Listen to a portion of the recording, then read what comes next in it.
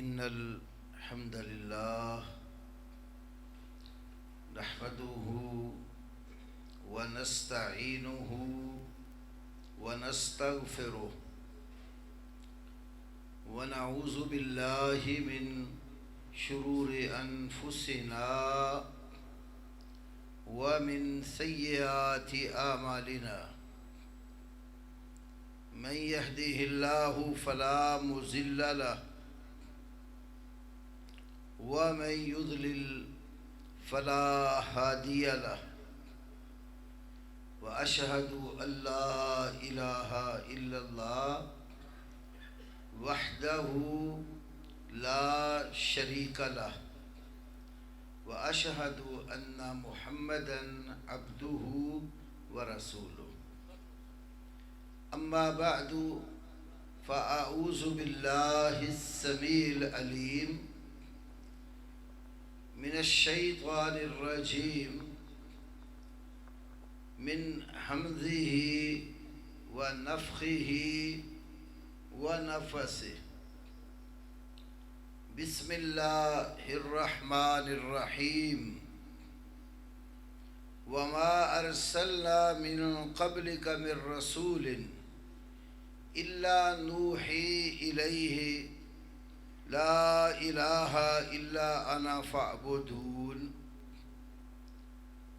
رب اشرح لي صدري ويسر لي أمري واحلل عقدة من لساني يفقهوا قولي اللهم صل على محمد وعلى آل محمد كما صليت على إبراهيم وعلى آل إبراهيم إنك حميد مجيد اللهم بارك على محمد وعلى آل محمد كما باركت على إبراهيم وعلى آل إبراهيم إنك حميد مجيد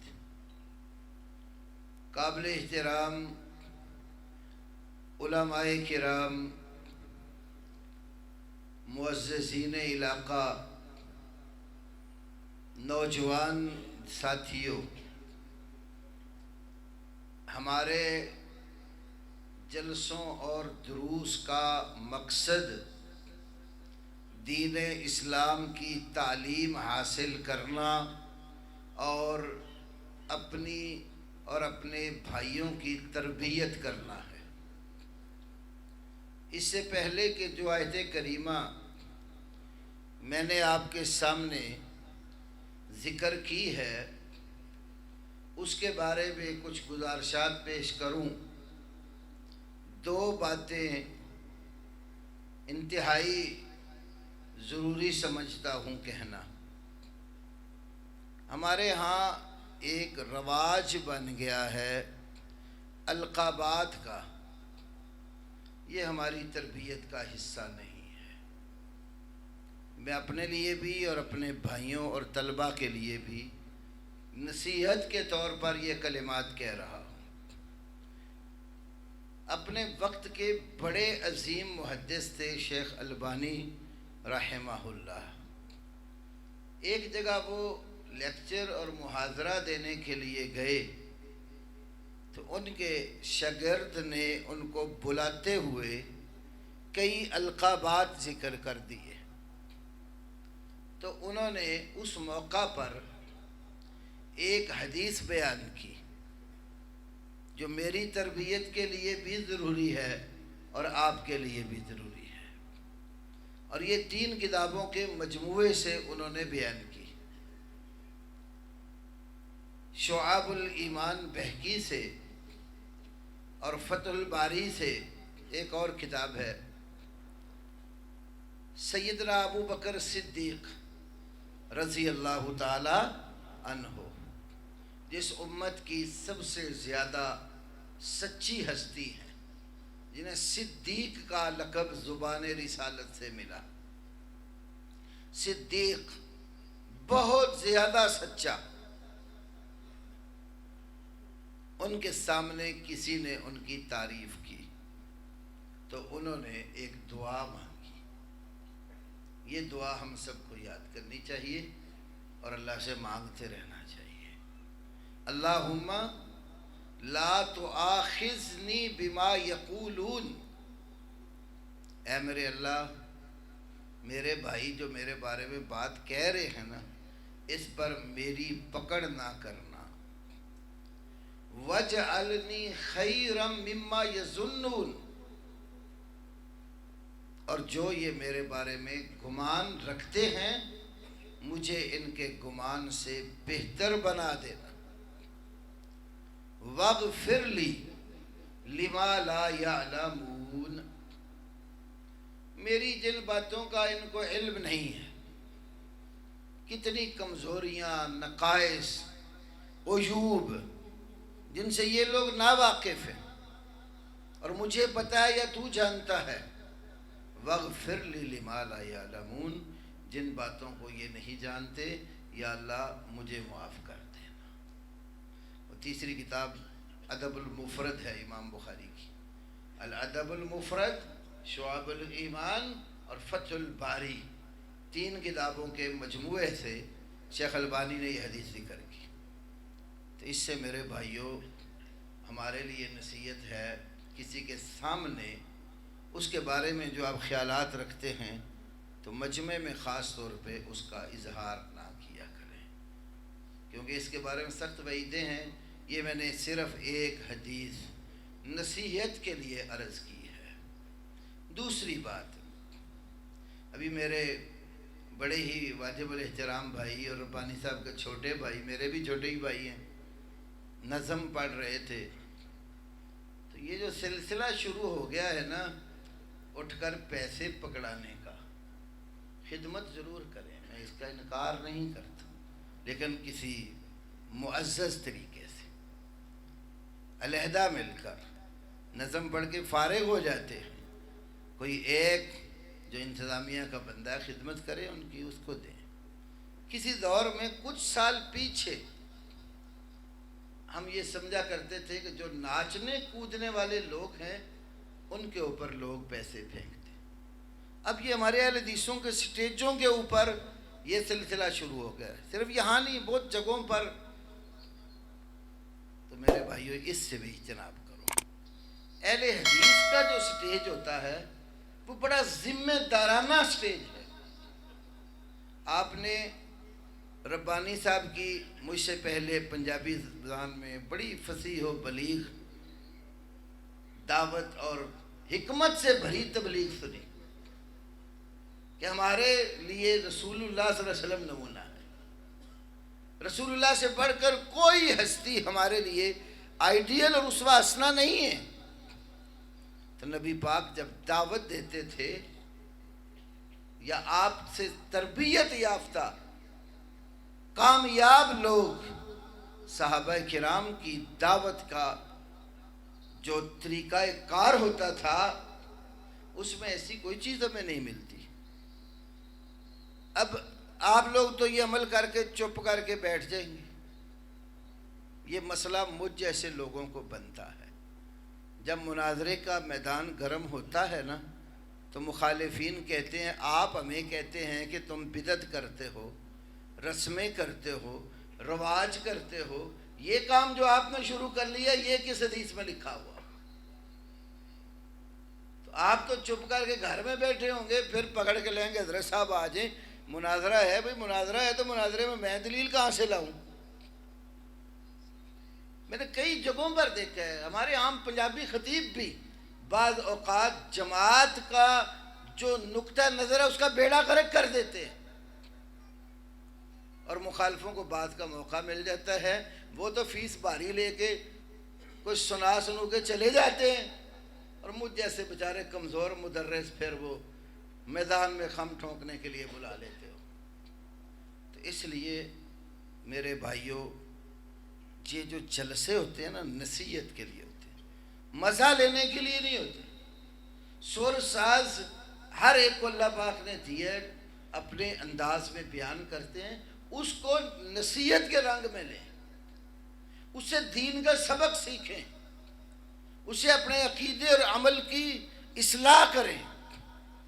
اور اگر ماحول ہی ایسا بنا دیں کہ ہنس ہنسا کے اور رلا پٹا کے بھیجتے ہیں، تو وہ محرم کی مجلسوں کا اور باقی جو جلسوں کا، اس میں ہمارا اور ان کا فرق کیا رہ جاتا ہے؟ ہمیشہ دلائل سے بھرپور سنجیدہ بیان ہونا چاہیے، اور آپ کو دھیان سے سن کر یاد بھی کرنا چاہیے اور اصلاح کرنی چاہیے۔ اب میں اس آیت کریمہ کی طرف آتا ہوں جو میں نے پڑھی۔ سورۃ انبیاء میں اللہ پاک نے فرمایا کہ جو بھی رسول ہم نے بھیجے ہیں، ہم نے ان کی طرف وحی کی ہے۔ کیا وحی کی ہے؟ کہ اللہ کے سوا کوئی الہ نہیں ہے۔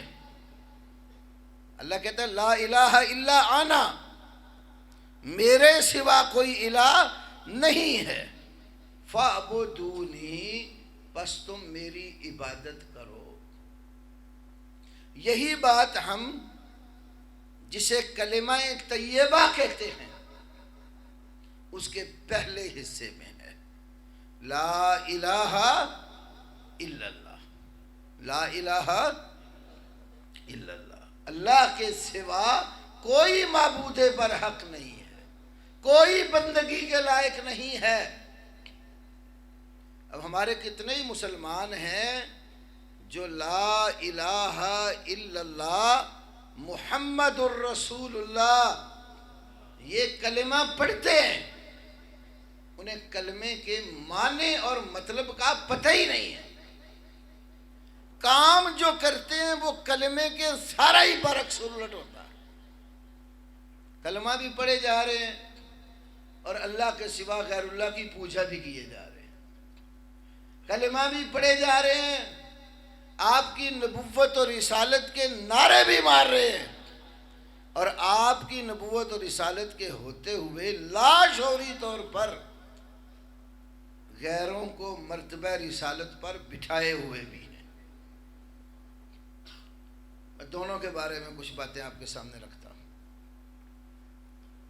اب یہ جو کلمے کا پہلا حصہ ہے لا الہ الا اللہ، اللہ پاک نے اس کے جان لینے کا حکم دیا ہے، خالی پڑھنے کا نہیں ہے۔ فَعْلَمْ أَنَّهُ لا الہ الا اللہ، لا الہ الا اللہ کو جان لیو۔ ہمارے ہاں قرآن کے بعد سب سے زیادہ معتبر جو کتاب حدیثوں میں سے سمجھی جاتی ہے وہ امام بخاری کی مرتب کردہ صحیح بخاری ہے۔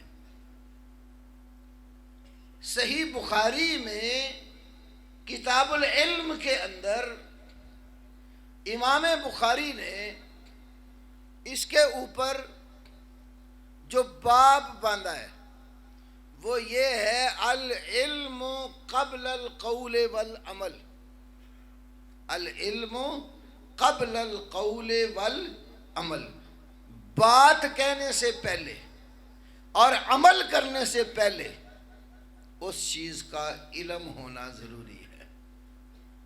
آپ اپنی زبان سے جو کلمہ نکالتے ہیں، جو بولتے ہیں، یا اپنے اعضاء اور وجود کے ساتھ جو عمل کرتے ہیں، تو آپ کو عمل کرنے سے پہلے اس عمل کا پتہ ہونا چاہیے، جو بات کہہ رہے ہو اس بات کو آپ اچھی طرح جانتے ہو، لا علمی اور جہالت میں بات نہ کریں، ایسا عمل نہ کریں جس کے طریقہ کار کا آپ کو پتہ ہی نہیں ہے۔ عمل سے پہلے سیکھو اس کو، بات کرنے سے پہلے اس چیز کی حقیقت کو جان لو۔ یہ باب باندھا اس آیت پر، فَعْلَمْ أَنَّهُ لَا إِلَهَ إِلَّا اللَّهُ۔ تو امام بخاری نے یہ سمجھایا کہ اللہ نے لا الہ الا اللہ سے پہلے حکم دیا ہے فَعْلَمْ، تو اس کلمے کو جان لے۔ صحیح مسلم کتاب الایمان اور امام احمد ابن حنبل کی مسند احمد میں خلیفہ ثالث داماد رسول سیدنا عثمان غنی رضی اللہ تعالی عنہ کی حدیث ہے. کہتے میں نے رسول پاک صلی اللہ علیہ وسلم کو فرماتے ہوئے سنا. آپ نے کہا من مات وہو یعلم لا الہ الا اللہ دخل الجنہ. من مات جو شخص مر گیا وہو یعلم لا الہ الا اللہ اس حال میں کہ وہ لا الہ الا اللہ کو جانتا تھا. لا الہ الا اللہ کو جانتے ہوئے جو مر گیا دخل الجنہ وہ بندہ جنت میں داخل ہوگا. تو معلوم ہوا کہ لا الہ الا اللہ کو جاننا ضروری ہے. چلو ایک اور انداز سے اس کو سمجھو. عرف عام میں ہمارے کچھ لوگوں نے بعض کلمات کے نام رکھ دیے. یہ پہلا ہے، یہ دوسرا ہے، یہ تیسرا ہے، یہ چوتھا ہے، یہ پانچواں، یہ چھٹا ہے. 6 کلمے بنائے ہوئے. اب جس کو دوسرا کلمہ کہا جاتا ہے اس میں ہے نا اشہد اللہ الہ الا اللہ وحدہ لا شریک لہ واشہد ان محمدً عبدہ ورسولہ. کیا مطلب؟ میں گواہی دیتا ہوں، میں گواہی دیتا ہوں کہ اللہ کے سوا کوئی الہ اور معبود نہیں ہے. وہ اکیلا ہے، اس کا کوئی شریک، حصے دار، پارٹنر، ساتھی قطعاً نہیں ہے. اور یہ بھی گواہی دیتا ہوں کہ محمد صلی اللہ علیہ وسلم اللہ کے بندے اور رسول ہیں. گواہی دیتا ہوں. لفظ کیا شروع میں؟ اشہدو. کیا معنی ہے؟ میں گواہی دیتا ہوں. اچھا، جب کسی مسئلے میں کوئی گواہی پیش کرے تو کیا اس کی گواہی آنکھیں بند کر کے قبول کر لی جاتی ہے؟ عدالت میں کیس لگ گیا، ایک فریق اٹھا دوسرے کے خلاف قاضی اور جج کے پاس کیس دائر کر دیا، دعویٰ کر دیا جی اس نے میرے ساتھ ظلم کیا، زیادتی کی، یا میری زمین پہ قبضہ جما لیا. اور دوسرا عدالت میں مدعا علیہ جس کے خلاف دعویٰ کیا. جج جب کیس کی سماعت کرے گا تو مدعی کا دعویٰ سن کر ہی فیصلہ کر دیتا ہے. کیا خیال ہے؟ کیا مانگے گا مدعی سے؟ اپنے دعوے پر شہادتیں پیش کرو، اپنے دعوے کو سچا ثابت کرنے کے لیے گواہیاں پیش کرو. اچھا، جب گواہ گواہی دیں گے تو جج بھی آنکھیں بند کر کے گواہی مان لیتا ہے یا گواہی کو پرکھتا بھی ہے؟ اور اگر وہ گواہی میں جھوٹے ثابت ہو جائیں تو گواہی قبول ہوتی ہے یا رد ہوتی ہے؟ رد ہوتی ہے نا. ادھر گواہی کو جانچا جاتا ہے، پرکھا جاتا ہے. گواہی میں سچا ہو تو اس کی گواہی قبول ہوتی ہے. تو کلمے کی گواہی دیتے ہو تو آپ کو پرکھا نہیں جائے گا آپ اپنے دعوے میں سچے بھی ہیں کہ نہیں. خالی کلمہ پڑھنے پر ہی بیڑا پار ہو جانا ہے. کلمہ بھی پڑھے جاؤ، غیر اللہ کو سجدے بھی کیے جاؤ. کلمہ بھی پڑھے جاؤ، تم نظر و نیاز بھی غیر اللہ کی دیتے جاؤ. کلمہ بھی پڑھتے جاؤ، چڑھاوے بھی غیروں کے نام کے چڑھاتے جاؤ. جانور بھی ذبیحے کرتے چلے جاؤ. کلمہ بھی پڑھتے جاؤ. اللہ کے سوا دنیا کے لوگوں کو مشکل کشا، حاجت روا، روزی رساں، اولاد دینے والا بھی سمجھتے چلے جاؤ تو کلمے کو نہیں پرکھا جائے گا آپ کے. ایک مثال دیتا ہوں. امام ابن کثیر نے تفسیر میں بنی اسرائیل کی ایک روایت درج کی ہے. اسرائیلی روایات اگر ہماری شرع کے متضاد نہ ہوں ان کو بیان کیا جا سکتا ہے، متضاد ہوں تو رد ہوتی ہے، قبول نہیں کی جاتی۔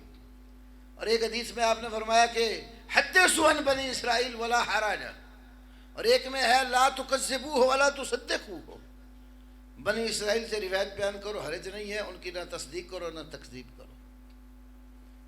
وہ روایت ابن کثیر یہ لائے کہ سلیمان اور داود علیہ السلام کے دور میں 4 بدماش قسم کے آدمی تھے۔ ایک نیک سیرت پاک دامن عورت کی عزت کو لوٹنا چاہا، وہ عورت ان کے ظلم سے بچ گئی۔ اب انہوں نے پلان بنایا کہ اس عورت کے خلاف سلیمان علیہ السلام کی کورٹ میں کیس کر دیا جائے۔ آپس میں بیٹھ کر ایک کہانی بنائی۔ کہانی کیا بنائی کہ یہ عورت بدکارہ ہے اور اس نے کتے کے ساتھ بدکاری کی ہے۔ بیٹھ کے کہانی گاڑ لی چاروں بندوں نے اور سلیمان علیہ السلام کے پاس کیس کر دیا کہ یہ عورت گندی ہے، بدکارہ ہے، زانیہ ہے، ہم نے اپنی آنکھوں سے دیکھا ہے، اس نے کتے کے ساتھ بدکاری کی ہے۔ اللہ پاک نے سلیمان علیہ السلام کو معاملہ فہمی بہت عطا کی تھی، تو انہوں نے کہا کہ اچھا ٹھیک ہے، باری باری اپنے کرندوں سے کہا باری باری ان کو میرے پاس بھیجتے جاؤ۔ ایک کو بلایا، ہاں بھائی کیا کہتے ہو؟ کہنے لگا بھائی میں نے اپنی آنکھوں سے دیکھا ہے، یہ عورت زانیہ ہے، بدکارہ ہے، اس نے ایک کتے کے ساتھ بدکاری کی ہے۔ سلیمان علیہ السلام نے پوچھا اچھا بتا کتے کا رنگ کیا تھا؟ اس نے کہا سیاہ کالا۔ اپنے کرندوں کو کہا اس کو پکڑ کے علیحدہ کر دو، دوسرے لوگوں سے ملنے نہیں دے۔ دوسرا گواہ آ گیا، ہاں جی کیا کہتے؟ وہ کہانی جو اس نے بھی یاد کی ہوئی تھی کہ یہ عورت بدکارہ ہے تو اس نے کتے سے بدکاری کی، میں نے اپنی آنکھوں سے دیکھا ہے۔ پوچھا کتے کا کیا رنگ تھا؟ کہنے لگا سفید۔ تو نہ اس کو ادھر لے جاؤ۔ تیسرا چت کا برا، چوتھا کہنے لگا بھورے رنگ کا تھا۔ چاروں کی گواہیاں جب پرکھی تو چاروں جھوٹے تھے۔ فرمانے لگے عورت پاک دامن ہے، تم چاروں ہی جھوٹے ہو اور تم نے ایک عورت پر تہمت لگائی ہے، سزا تمہیں ملے گی۔ اب غور کریں ذرا، کیا بات سمجھ آئی؟ گواہ جب گواہی دیتا ہے تو اس کو اپنی گواہی میں سچا ہونا ضروری ہے۔ میرے نبی محمد کریم صلی اللہ علیہ وسلم نے فرمایا من قال لا الہ الا اللہ صدقا من قلبہ دخل الجنہ، جو لا الہ الا اللہ دل کی سچائی کے ساتھ کہے گا وہ جنت میں جائے گا۔ دوسری حدیث میں ہے من قال لا الہ الا اللہ خالصا من قلبہ دخل الجنہ، دل کے اخلاص کے ساتھ جو یہ کلمہ کہے گا وہ جنت میں جائے گا۔ تیسری حدیث میں ہے من کانا آخر کلامہ لا الہ الا اللہ دخل الجنہ، جس کا آخری کلام لا الہ الا اللہ ہوگا وہ جنت میں داخل ہو جائے گا۔ ان حدیثوں کو جمع کرنے سے کیا نتیجہ نکلا؟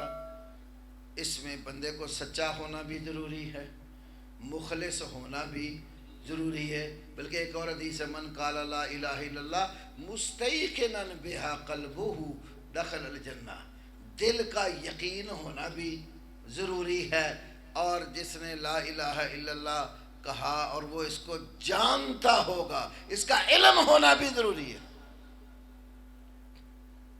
ہم کلمہ پڑھتے اور ہمیں پتہ ہی نہیں ہوتا کلمے کا مطلب کیا ہے۔ آئیے تھوڑی دیر میں اس کو سمجھتے ہیں۔ لا الہ الا اللہ میں کتنے لفظ ہیں؟ کیوں جی؟ حرف نہیں میں نے پوچھے، لفظ۔ لا الہ الا اور اللہ، لا الہ الا اللہ، لا الہ الا اور لفظ اللہ، کتنے ہیں؟ تھوڑا سا جاگو نا، اتنا انہوں نے زور لگایا نظم میں آپ کو جگانے کو، کھڑا بھی کیا ہے. تو اب توجہ کریں، میں کچھ چیز سمجھانا چاہتا ہوں. کتنے لفظ ہیں؟ کتنے ہیں؟ لا الہ الا اور لفظ اللہ. ترجمہ کیا ہے؟ ہر تقریباً مسجد میں وہ ٹائلوں کے اوپر لکھوا کے ترجمہ لگا دیتے ہیں، اسکولوں کالجوں کی کتابوں میں بھی. اللہ کے سوا کوئی عبادت کے لائق نہیں. اس پہ بھی غور کرو. اللہ سوا عبادت لائق نہیں. اللہ سوا عبادت اور لائق نہیں. کتنی باتیں ہیں؟ عربی میں بھی 4 اور اردو میں بھی 4. یہاں سے ایک بات یہ سمجھ آتی ہے، اللہ اور سوا دونوں ایک نہیں ہیں. اللہ اور سوا دونوں ایک نہیں ہیں. دونوں کو ایک بنا دیں تو یہ نہیں سمجھ آئے گا عبادت کس کی کرنی اور کس کی نہیں کرنی. فرق کرو گے تو سمجھ آئے گی نا، یہ عبادت کے لائق اور یہ نہیں ہے. کلمے نے ہمیں اللہ میں اور سوا میں فرق سکھایا ہے. جو اللہ ہے وہ سوا نہیں ہے، اور جو سوا ہے وہ اللہ نہیں ہے. یہ دونوں الگ الگ وجود ہیں، الگ الگ ہستیاں ہیں، دونوں ایک نہیں. تو جو دونوں کو ایک ہی سمجھے تو ان کی عبادت کا تو پھر کوئی حال نہیں نہ ہوگا. اللہ اکبر. شیخو پورا جو ضلع ہے نا، وہاں پر ایک دربار ہے قلعے والا. وہ قلعے والا جو دربار ہے، انہوں نے 2 کتابیں شائع کی ہیں. ایک کتاب کا نام ہے سے حرفی رموز معرفت. کیا نام ہے؟ سے. فارسی میں 3 کو کہتے ہیں. یہ وہ سے نہیں ہے جو جانور ہے. سے حرفی رموز معرفت. ان کو معرفت یہ گلا بھی ہو جانا. جتھے کک سمجھ نہیں آتی اتنے اندر معرفت کی گل ہے، تمہوں کی پتا. سے حرفی رموز معرفت. اس میں لکھا ہے دال دوستی رب دی لوڑ نہیں. دال دوستی رب دی لوڑ نہیں، قلعے والے دا پلڑا چھوڑ نہیں. دال دوستی رب دی لوڑ نہیں تے قلعے والے دا پلڑا چھوڑ نہیں. قلعے والے دے گرد طواف کر لے، مکے جاونے دی لوڑ نہیں. قلعے والے دے گرد طواف کر لے، مکے جاونے دی لوڑ نہیں. ایک قصور نگاہ دا نادانو، ایک قصور نگاہ دا نادانو. رب ہور نہیں تے پیر ہور نہیں. جو رب اور پیر میں فرق کرے کہتا ہے ایک قصور کدھا ہے؟ ایک قصور نگاہ دا نادانو. کہتا ہے یہ اینا اکھاں دا قصور ہے جڑے رب تے پیر جو فرق کرتے ہیں. اس وقت تو انہوں کہتے ہیں تواڈی اکھ نہیں. کیا بولتے ہیں؟ تواڈی اکھ نہیں ویکھن والی. تواڈی اکھ نہیں. وہ ہمارے عبداللہ نثار صاحب کہا کرتے چلو اسی تے انے ہوئے تو نظر نہیں آندا، جے اکھ نہیں ویکھن والی ہاتھ ہی لوا دیو. دال دوستی رب دی لوڑ نہیں، قلعے والے دا پلڑا چھوڑ نہیں.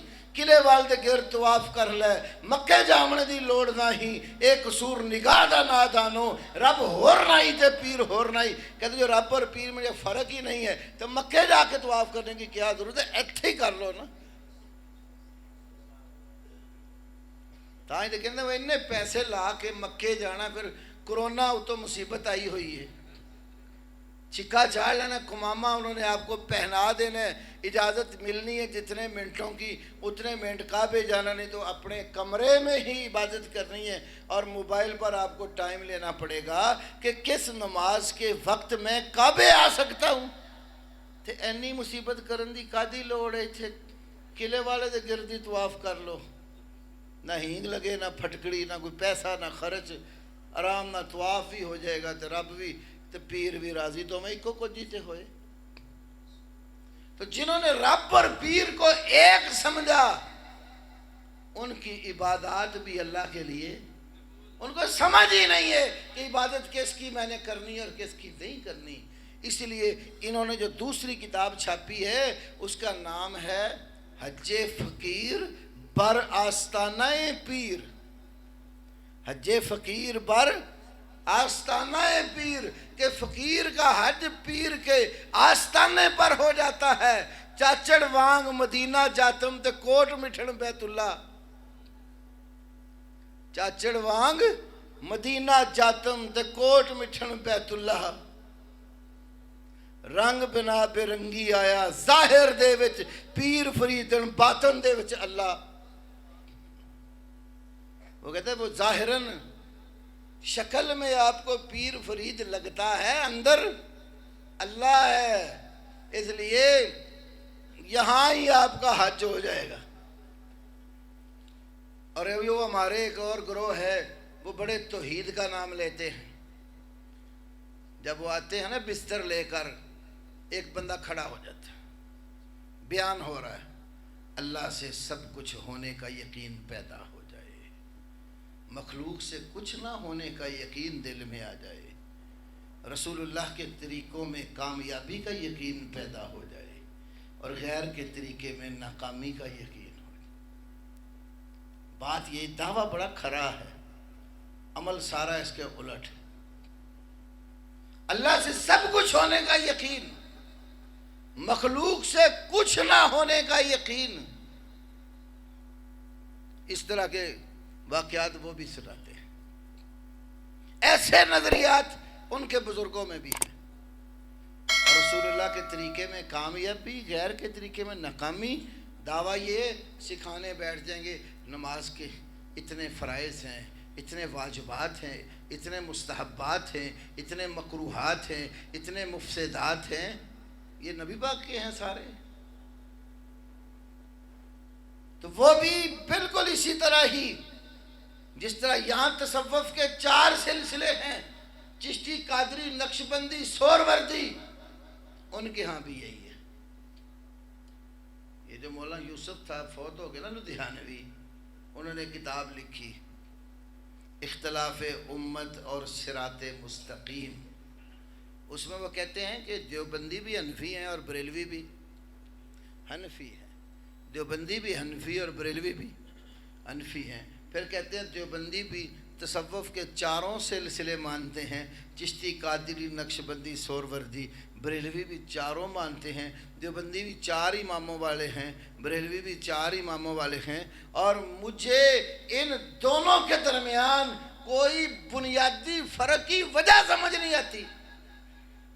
کیا مطلب ہوا؟ دونوں ایک ہی، اور دونوں کے مشترکہ پیر تھے حاجی امداد اللہ مہاجر مکی، دونوں ان کو پیر مانتے ہیں۔ تو اس کے ملفوظات پر مشتمل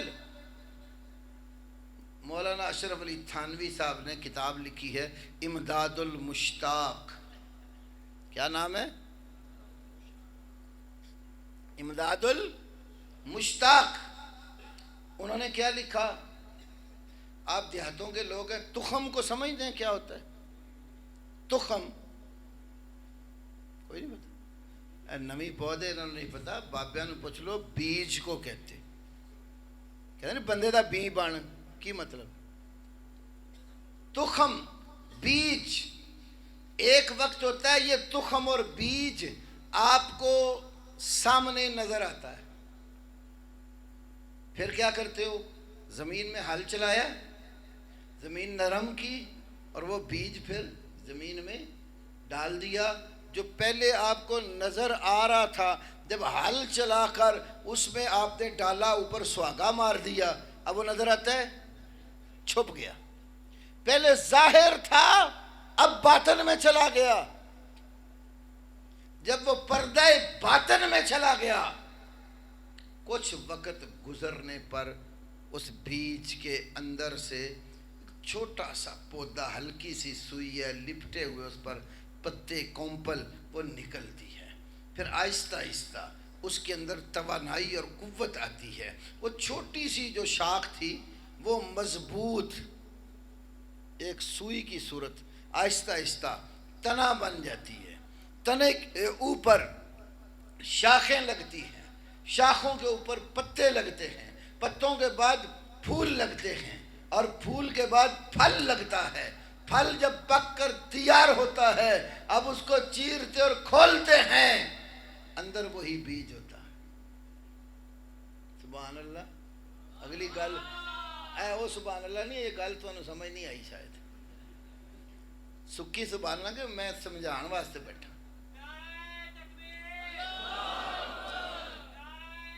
بس بس بس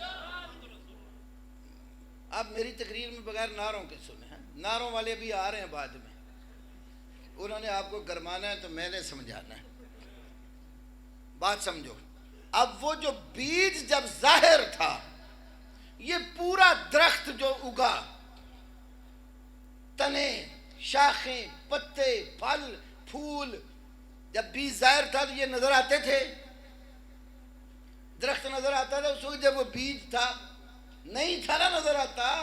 وہ باطن میں گیا، اس کے اندر سے درخت نکلا. درخت کی کئی شکلیں ہیں، تنا بھی اس کی شکل ہے، شاخ بھی اس کی شکل ہے، پتے بھی اس کی شکل ہے، پھل بھی اس کی شکل ہے، پھول بھی اس کی شکل ہے. جب چیر کر کھولا اس پکے ہوئے پھل کو، اندر سے وہی پھر بیج نکل آتا ہے. کہتے جب یہ بیج ظاہر تھا، یہ پورا درخت پردہ باطن میں تھا، پھر وہ بیج باطن میں چلا گیا تو یہ مختلف شکلیں اس کے اندر سے نکلی ہیں. تو کہتے ایسے ہی اللہ پوری کائنات جب نہ تھی، ظاہر تھا، پھر وہ اپنے آپ کو باطن میں لے گیا. جیسے بیج کے اندر سے یہ پودا نکل کر اتنا بڑا درخت اور کئی صورتوں میں وہ دنیا میں نکل آیا ہے، تو اللہ نے اپنے آپ کو چھپا لیا اور اندر سے یہ ساری کائنات نکالی ہے. یہ انسان بھی اسی کی شکل ہے، جن بھی اسی کی شکل ہے، پرندے بھی اسی کی شکل ہے، درندے بھی اسی کی شکل ہیں. یہ پھل پھول، رنگ و بو، پوری کائنات ایک ہی وجود کی مختلف شکلیں ہیں. کندے ماشاءاللہ اجے بھی سمجھ نہیں آئی میں کیا کہ میرا پتر گل سمجھ. ان کا کہنے کا مطلب ہے کہ اللہ ہی کی ساری شکلیں ہیں، الگ کوئی نہیں ہے. تو بھی اللہ ہے، وہ بھی اللہ ہے، جن بھی اللہ ہے، فرشتے بھی اللہ ہیں. جیسے بیج کی یہ ساری مختلف رنگ اور شکلیں ہیں تو ساری کائنات اللہ ہی اللہ ہے. ایک اللہ ہی کی شکلیں، الگ تصور ہی کوئی نہیں ہے. تو کلمہ یہ سبق دیتا ہے. کلمہ کہتے ہیں اللہ الگ ہستی ہے اور سوا الگ ہستی ہے. لا الہ الا اللہ. کلمے نے پہلے ما سوا اللہ کی نفی کی ہے. اللہ کے سوا کوئی الہ نہیں ہے، نہیں کے لیے لا پہلے ذکر کیا ہے. تو اس لیے بات سمجھنی ہے کہ سوا اور اللہ دونوں ایک نہیں ہیں، دو الگ الگ ہستیاں ہیں. جب فرق کر لو گے پھر اگلا نقطہ آئے گا، عبادت ہم نے اللہ کی کرنی ہے، ما سوا اللہ کی نہیں کرنی. تو کائنات کو خدا نہ بناؤ. لوگوں نے تو بتوں کو بنایا نا، تو کئی لوگوں نے مولویوں کو خدا بنایا، پیروں کو خدا بنایا. قرآن سے پوچھو. ہمیں کہتے ہیں یہ آیتیں پڑھتے ہیں بتوں والی، اور جو بتوں کے متعلق ہے وہ ولیوں پر فٹ کرتے ہیں. میں قرآن کی آیتیں کچھ سناتا ہوں آپ کو، غور کریں ذرا. قرآن پاک نے ما سوا کے لیے کلمے میں تو لفظ ہے اللہ، اور قرآن کی اصطلاح میں من دون اللہ. من دون اللہ، اللہ کے علاوہ، اللہ کے سوا. من دون اللہ میں ساری کائنات آتی ہے. جن بھی من دون اللہ ہیں، نبی بھی من دون اللہ ہیں، ولی بھی من دون اللہ ہیں، فرشتے بھی من دون اللہ ہیں، شیاطین بھی من دون اللہ ہیں، یہ الگ بات ہے، ان کا آپس میں رتبہ اور مقام ایک جیسا نہیں ہے۔ اب جو نبیوں کا مقام ہے وہ عام بندوں کی طرح تو نہیں ہے، مقام اپنی جگہ پر اپنا اپنے، لیکن سارے اللہ نہیں ہیں، اللہ کے علاوہ ہیں، نہ کوئی اللہ کے برابر ہے، نہ کوئی اللہ سے اونچا ہے، سب من دون اللہ، اللہ سے نیچے ہیں۔ من دون اللہ کا ایک معنی مرتبے اور رتبے میں اللہ سے کم، نیچے۔ عربی زبان کی آپ کوئی طالب علم ڈکشنری نکال کر دیکھو، یہ عام اردو والی ہی مصباح اللغات وغیرہ منجد جو اردو میں ایسی ڈکشنریاں بھی آپ دیکھ سکتے ہیں، ایک بندے کا رتبہ نیچے ہے، ایک کا اوپر ہے۔ مثال کے طور پہ علماء اوپر بیٹھے اور عوام، اب یہ بتانا کہ یہ بندہ حضرت صاحب سے رتبے میں نیچے ہے تو عربی میں کہیں گے ہوا دونہ، ہوا دونہ، وہ مرتبے سے اس سے کم میں نیچے ہے۔ تو من دون اللہ کا معنی جو اللہ سے رتبے میں نیچے، اللہ کے برابر بھی کوئی نہیں ہے، اونچا نہ تو دور کی بات ہے۔ وَلَمْ يَكُنْ لَهُ كُفُوًا أَحَدٌ، کوئی ایک فرد بھی اللہ کے برابر کا، جوڑ کا، پائے کا ہم سر نہیں ہے۔ من دون اللہ، سب اللہ سے نیچے۔ چلو آئیے اب دیکھتے ہیں، من دون اللہ میں پتھر ہی آتے ہیں، درخت ہی آتے ہیں، بت ہی آتے ہیں، مولوی بھی آتے ہیں۔ سورہ توبہ یہ توبہ کروا دیتی ہے اگر غور کریں تو۔ سورہ توبہ، اتخذوا احبارہم ورہبانہم اربابا من دون اللہ، اتخذوا احبارہم ورہبانہم اربابا من دون اللہ۔ احبار مولوی، رہبان پیر، ترجمہ میرا نہیں ہے، یہ بریلوی عالم علامہ غلام رسول سعیدی قریب دور میں ہی فوت ہوئے ہیں، قرآن کی تفسیر لکھی تبیان القرآن جو 12 جلدوں میں چھپی ہے۔ یہ جو مفتی منیب صاحب جانتے ہیں نا ان کو، اور نہیں تو جب چن ویکھنا ہو تو پتہ لگ جاتا نا مفتی صاحب آ گئے، رویت حلال کمیٹی والے۔ مفتی منیب الرحمان صاحب کے مدرسے جامعہ نعیمیہ کراچی نمبر 38 کے اندر شیخ الحدیث تھے۔ تفسیر لکھی تبیان القرآن، ترجمہ لکھا ہے اس آیت کا، انہوں نے خدا کے سوا مولویوں اور پیروں کو رب بنا لیا، مولویوں اور پیروں کو۔ عیسائیوں کے حساب سے ترجمہ کریں تو پادری کو، پیر پادری دونوں کو پے ہی لگتی ہے نا، پیر کو بھی پے لگتی، پادری کو بھی۔ تو راہب خوف رکھنے والے، ڈرنے والے، ان کے ہاں ان کو پادری کہتے ہیں، اور مسلمانوں کے ہاں پیر صاحب۔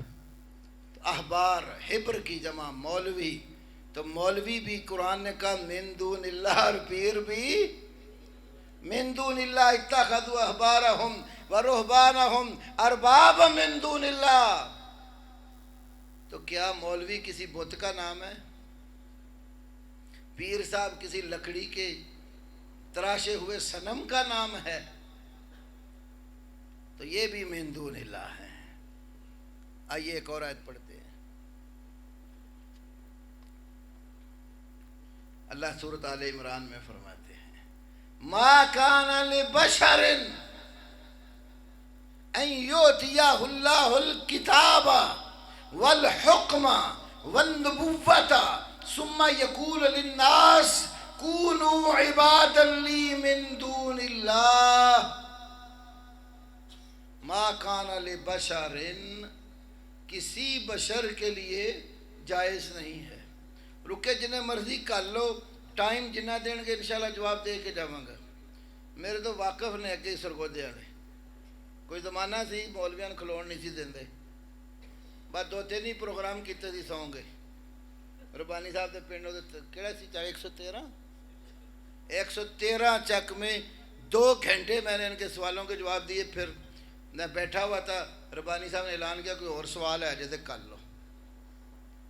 15 منٹ تقریباً میں سٹیج پہ بیٹھا رہا, کوئی رکا نہیں آیا. پھر ہم نے کہا اپنے مولوی کو بٹھاؤ سٹیج پر, ہم سوال بھیجتے ہیں جواب دے. یہ اہل حدیث کا سٹیج ہے, انشاءاللہ دلائل کے ساتھ بات کا جواب دے کے جائیں گے. غیر ذمہ دار سٹیج نہیں ہے. اور اللہ کے فضل سے ہم نے کبھی ادھار رکھا ہی نہیں کسی کا. ادھار کو تو ہم سود سمجھنے والے لوگ ہیں.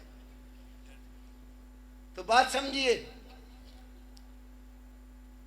ما کانا لبشر, کسی بشر کے لیے جائز نہیں ہے. یہ کون سا بشر ہے؟ کہتے نہیں وہ اللہ ہی جانے کون بشر ہے. سنا یہ قوالی, اللہ ہی جانے کون بشر ہے. وہ تو بشر ماننے کو تیار ہی نہیں ہوتے. کہتے ہیں یہ تو گستاخی ہے. یہ میرے ہاتھ میں ایک خط ہے, 13 اکتوبر 1982 میں 8ویں کلاس کا اسٹوڈنٹ تھا اس وقت. 13 اکتوبر 1982 میں سیال شریف میں اصحاب جبہ و دستار اکٹھے ہوئے.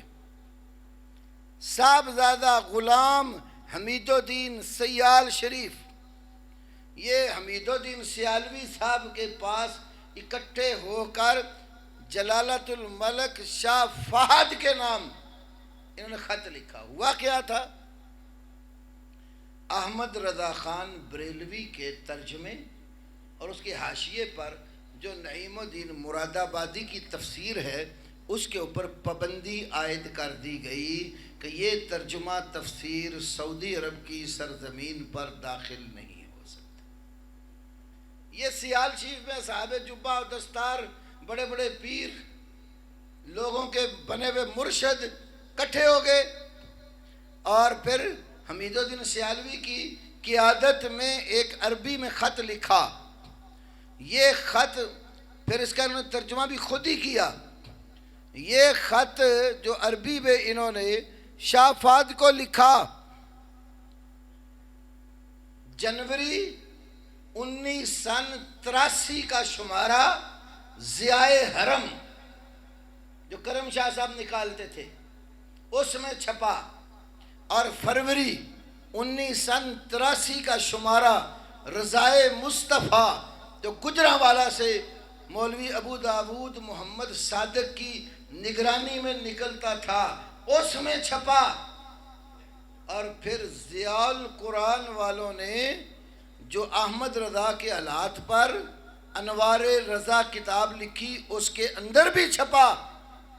اب جو دوبارہ میسم کا رضا قادری نے انوار رضا چھاپی ہے, یہ خط نکال دیا ہے کیونکہ ہم نے بیان کرنا شروع کر دیا, لیکن ضیاء القرآن والوں نے جو چھاپا اس کے اندر موجود ہے. اب انہوں نے لکھا ان کو کہ ہمارے بزرگوں کے بارے میں آپ کو غلط گائیڈ کیا گیا ہے. ان کا وہ عقیدہ نہیں ہے جو بنا کر آپ کو بتایا کر آپ نے پابندی لگا دی. ان اعتراضات میں سے ایک اعتراض کہتے ہیں یہ صفحہ 29 ہے. دوسرا اعتراض انہوں نے اس اقتباس پر کیا ہے جو صفحہ 5 پر درج ہے. انہوں نے کہا کہ مترجم اور محشی, مترجم احمد رضا, محشی نعیم الدین مراد آبادی حاشیہ جس نے لکھا, یہ عقیدہ رکھتے ہیں کہ انبیاء رسول بشر نہیں ہیں. یہ اعتراض کیا تو کہتے ہیں یہ ایک صاف جھوٹی تہمت ہے. دونوں کا عقیدہ ہے کہ انبیاء رسول بشر ہیں. کس کس کا عقیدہ ہے؟ احمد رضا خان کا اور نعیم الدین مراد آبادی کا. دونوں کا عقیدہ ہے کہ انبیاء رسول بشر ہیں اور ابو البشر آدم علیہ السلام کی اولاد سے ہیں. ایسے نابغہ روزگار عالم انبیاء رسل کی بشریت کا کیسے انکار کر سکتے ہیں جبکہ قرآن کریم گواہی دیتا ہے اور صراحتاً بیان کرتا ہے کہ انبیاء بشر ہیں. قرآن کیا گواہی دیتا ہے؟ انبیاء بشر ہیں. صراحتاً کھل کر بیان کرتا ہے کس چیز کو؟ کہ انبیاء بشر ہیں. در حقیقت یہ دونوں عالم انبیاء کی بشریت پر پختہ عقیدہ رکھتے ہیں، اور جو شخص انبیاء رسل کی بشریت کا انکار کرتا ہے وہ ان کے نزدیک دائرہ اسلام سے خارج ہے۔ آپ غور کریں ذرا، جیسے کہتے ہیں جی اللہ ہی جانے کون بشر ہے، اور شاہ فات کو کیا لکھا، ہمارے بزرگوں کے نزدیک جو انبیاء کو بشر نہیں مانتا وہ دائرہ اسلام سے خارج۔ گجرانوالہ میں ایک علاقہ ہے ساکھی، اس گاؤں میں پورے گاؤں میں پہلے کوئی بھی اہل حدیث نہیں تھا۔ کچھ لوگ گجرانوالہ مزدوری کرنے آتے تھے، کوئی حدیث علماء کے کچھ دروس سنے تو کوئی 2-3 بندے اہل حدیث ہو گئے۔ گاؤں میں جب گئے تو اہل حدیث جب رفع جان کر کے نماز پڑھتا ہے تو کئی لوگوں کو اسی وقت مصیبت پڑ جاتی، آمین اونچی کے تو ویسے ہی ان کا پنجابی کہتے ہیں ترا پاٹ جاتا ہے، یہ حال ہوتا ہے ان کا۔ تو انہوں نے کہا بھی سارا پنڈ سنی تھی بھابی کتوں ہو گیا کیا، جھگڑے اختلاف شروع، بات مناظرے تک چلی گئی۔ وہ گاؤں کے چودھری کہنے لگے کہ آپ اپنے علماء کو بلا لے، ہم اپنے علماء بلاتے مناظرہ کر لیتے ہیں۔ انہوں نے 2-3 بندے نے کہا بھئی ہم اپنے علماء تو بلا لیں، آپ سارا گاؤں ایک طرح ہم 3 بندے، تو علماء کے تحفظ کی ضمانت کون دے گا؟ تو چودھریوں نے کہا ذمہ ہمارا، ہم تمہارے علماء کی بھی حفاظت کریں گے، اپنے کی بھی، یہ ہماری ڈیوٹی، آپ بلاؤ۔ قاضی عبدالرشید ارشد، مولانا یحییٰ گوندلی رحمہ اللہ، مولانا جو سلفی صاحب رفیق صاحب سلفی راہ والی والے رحمۃ اللہ علیہ، یہ بزرگ مناظرے کے لیے چلے گئے۔ دوسری طرف سے عرفان شاہ پکی شریف والے، جلالی کے استاد جو آج کل اس کو گاڑیاں دیے جا رہے ہیں، پکی شریف منڈی بہودین میں ہے، وہاں سے یہ 2-3 بسیں وہ طلبہ کی ایک جلالی فورس بنائی ہوئی ہے، وہ اٹھا کر لے آئے۔ لڑائی کے موڈ میں تھے، بہرحال چودھری بھی بڑے سیانے تھے، انہوں نے مسجد کی گیلری میں انتظام کیا، انہوں نے کہا بھی جتنے اہل حدیث ہوں گے نا، 3 یہ گاؤں 3-4 علماء، اتنے ہی گن کے ہم اپنے علماء بٹھائیں گے اور بیچ میں ہم ہوں گے، باقی سارے مسجد کے باہر رہیں گے۔ آمنے سامنے بیٹھے تو مسئلہ چھیڑ دیا انہوں نے، یہی نور بشر کا۔ تو عرفان جا کہنے لگا آپ یہ بتائیں کہ جو نبی پاک کو بشر نہیں مانتے وہ مسلمان ہیں کہ کافر ہیں؟ اب اس کا تھا کہ یہ کہیں کافر ہیں، ہم لڑائی شروع کر دی تو دیکھو ہمیں کافر کہتے ہیں۔ ہمارے لوگوں نے یہی عبارت پڑھ کے سنا دی کہ آپ کے بزرگ کہتے ہیں کہ وہ دائرہ اسلام سے خارج، کہتے یہ تو ہمارے بزرگوں نے لکھا ہے، آپ کیا کہتے ہیں؟ مولانا رفیق صاحب کھڑے ہوئے کہنے لگے بھی ہم کیا کہتے ہیں، جو آپ کے بزرگوں نے لکھا آپ کو اس پر یقین نہیں؟ پھر کہنے لگے چلو پنڈ والے کل میں تو انہوں بڑے سادہ طریقے نہ سمجھا دینا۔ کہتے عرفان یہ اپنا شاہ کہندے نا، جڑے اپنے انہوں شاہ کہندے نا وہ آل رسول آندے نے کہ نہیں، کسی نبی پاک دی کی آل، نبی پاک دی آل نسب، رسول پاک دی اولاد۔ تو کہنے لگے یہ کہڑا پنڈا اوکھا ہے، انہوں ویخ کے فیصلہ کر لو، جے بشر نے تو نبی پاک بھی بشر ہی ہوں گے، کیونکہ آ نسل جے ہوئی ہے، تو جے اے نبی پاک دی نسل چو نہیں تو سانو یہ 10 دن پھر انہوں دی جون کتوں بدلی ہے۔ سادہ سی بات ہے نا، سمجھنے کے لیے تو مشکل ہی نہیں ہے۔ جو بندہ کہ میں نبی کی اولاد ہوں، رسول پاک کے خاندان سے ہوں، جو پیر مولوی دعویٰ کرے میں آل رسول ہوں، تو اس کو دیکھ کے فیصلہ نہیں ہو سکتا کہ جب تم اسی نسل سے ہو تو اگر تم بشر ہو تو وہ بھی بشر ہیں، اور اگر تم بشر نہیں ہو تو مان لیتے ہیں وہ بھی نہیں ہیں۔ پہلے اپنا تو فیصلہ کرو نا تم کیا ہو۔ تو قرآن نے کیا کہا، ما کانا لبشر، کسی بشر کے لیے جائز نہیں ہے۔ کون سا بشر ہے؟ ان یؤتیہ اللہ الکتاب والحکم والنبوۃ، جس کو اللہ نے کتاب، حکمت اور نبوت دی ہو، اس کے لیے جائز نہیں ہے۔ کیا؟ ان یقول للناس کونوا عبادا لی من دون اللہ، کہ وہ لوگوں سے یہ کہیں کہ اللہ کے سوا ہمارے بندے بن جاؤ، یہ نبی کے لیے بھی جائز نہیں ہے۔ تو اللہ پاک نے جس کو نبوت دی، جس کو حکمت دی، کتاب عطا کی، اس بشر کو بھی اللہ کہہ رہا ہے وہ بدون اللہ ہے۔ تو انبیاء بھی من دون اللہ، مولوی بھی من دون اللہ، پیر بھی من دون اللہ، یہ سارے ما سوا اللہ۔ کوئی بھی ان میں سے اللہ، کوئی بھی رب، کوئی بھی ان میں سے عبادت کے لائق نہیں ہے۔ کیوں نہیں ہے؟ اللہ کی الہی عبادت کے لائق کیوں ہے؟ قرآن پڑھ لیں، پہلا پارہ، اللہ کہتا ہے یا ایھا الناس اعبدوا ربکم۔ یا ایمان والوں سے بات نہیں کی، تمام اولاد آدم سے بات کی ہے۔ یا ایھا الناس، اے لوگو، اے انسانوں، اعبدوا ربکم، اپنے رب کی عبادت کرو۔ اور رب کون ہے؟ لوگوں نے بھی تو رب بنائے ہوئے ہیں نا۔ پہلے جو میں نے آیت پڑھی اس میں کیا تھا؟ اتخذوا احبارہم و رہبانہم اربابا من دون اللہ، مولویوں اور پیروں کو بھی اللہ کے سوا رب بنایا ہوا تھا۔ تو مولوی بھی لوگوں نے رب بنائے ہوئے ہیں، پیر بھی رب بنائے۔ قرآن کہہ رہے سورۃ توبہ میں رب بنا رکھے ہیں۔ کوئی مولوی کو رب مانتا ہے، پیر کو؟ تو قرآن کیوں کہہ رہا ہے کہ انہوں نے مولویوں اور پیروں کو رب بنایا ہے؟ اس کا مطلب یہ ہے، جب یہ آیت کریمہ نازل ہوئی تھی نا، مولوی غلام ذو سیدی کی تفسیر دیکھ لو، تبیان القرآن، کرم شاہ کی ضیاء القرآن پڑھ لیجئے، یا دیگر مفسرین کو دیکھیں۔ عدی بن حاتم نبی علیہ السلام کی خدمت میں حاضر ہوئے، گلے میں سلیب پہنی ہوئی تھی، سونے یا چاندی کی سلیب پہنی ہوئی تھی۔ آپ ال کے ان کا حاضل وسن، یہ جو بت گلے میں ڈالا ہوا نا، اس کو اتار دے۔ آپ آیت پڑھ رہے تھے، انہوں نے اپنے مولویوں اور پیروں کو رب بنایا ہے، تو عدی کہنے لگے یا رسول اللہ، ہم نے تو مولویوں اور پیروں کو رب نہیں بنایا۔ جیسے آج کل لوگ کہتے ہیں جی کہڑا رب ماننے ہیں، انج قوالیاں بنائیاں ہوئی ہیں، پانی چھنے وچوں کان پیتا، تیرے وچوں رب دسیا تینوں سجدہ تاں کیتا۔ تو انہوں نے بھی کہا کہ ہم نے تو مولوی اور پیر کو رب نہیں بنایا، قرآن کہہ رہا بنایا ہے۔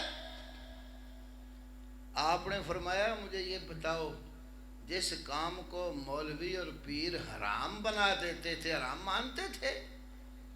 کہنے لگے ہاں۔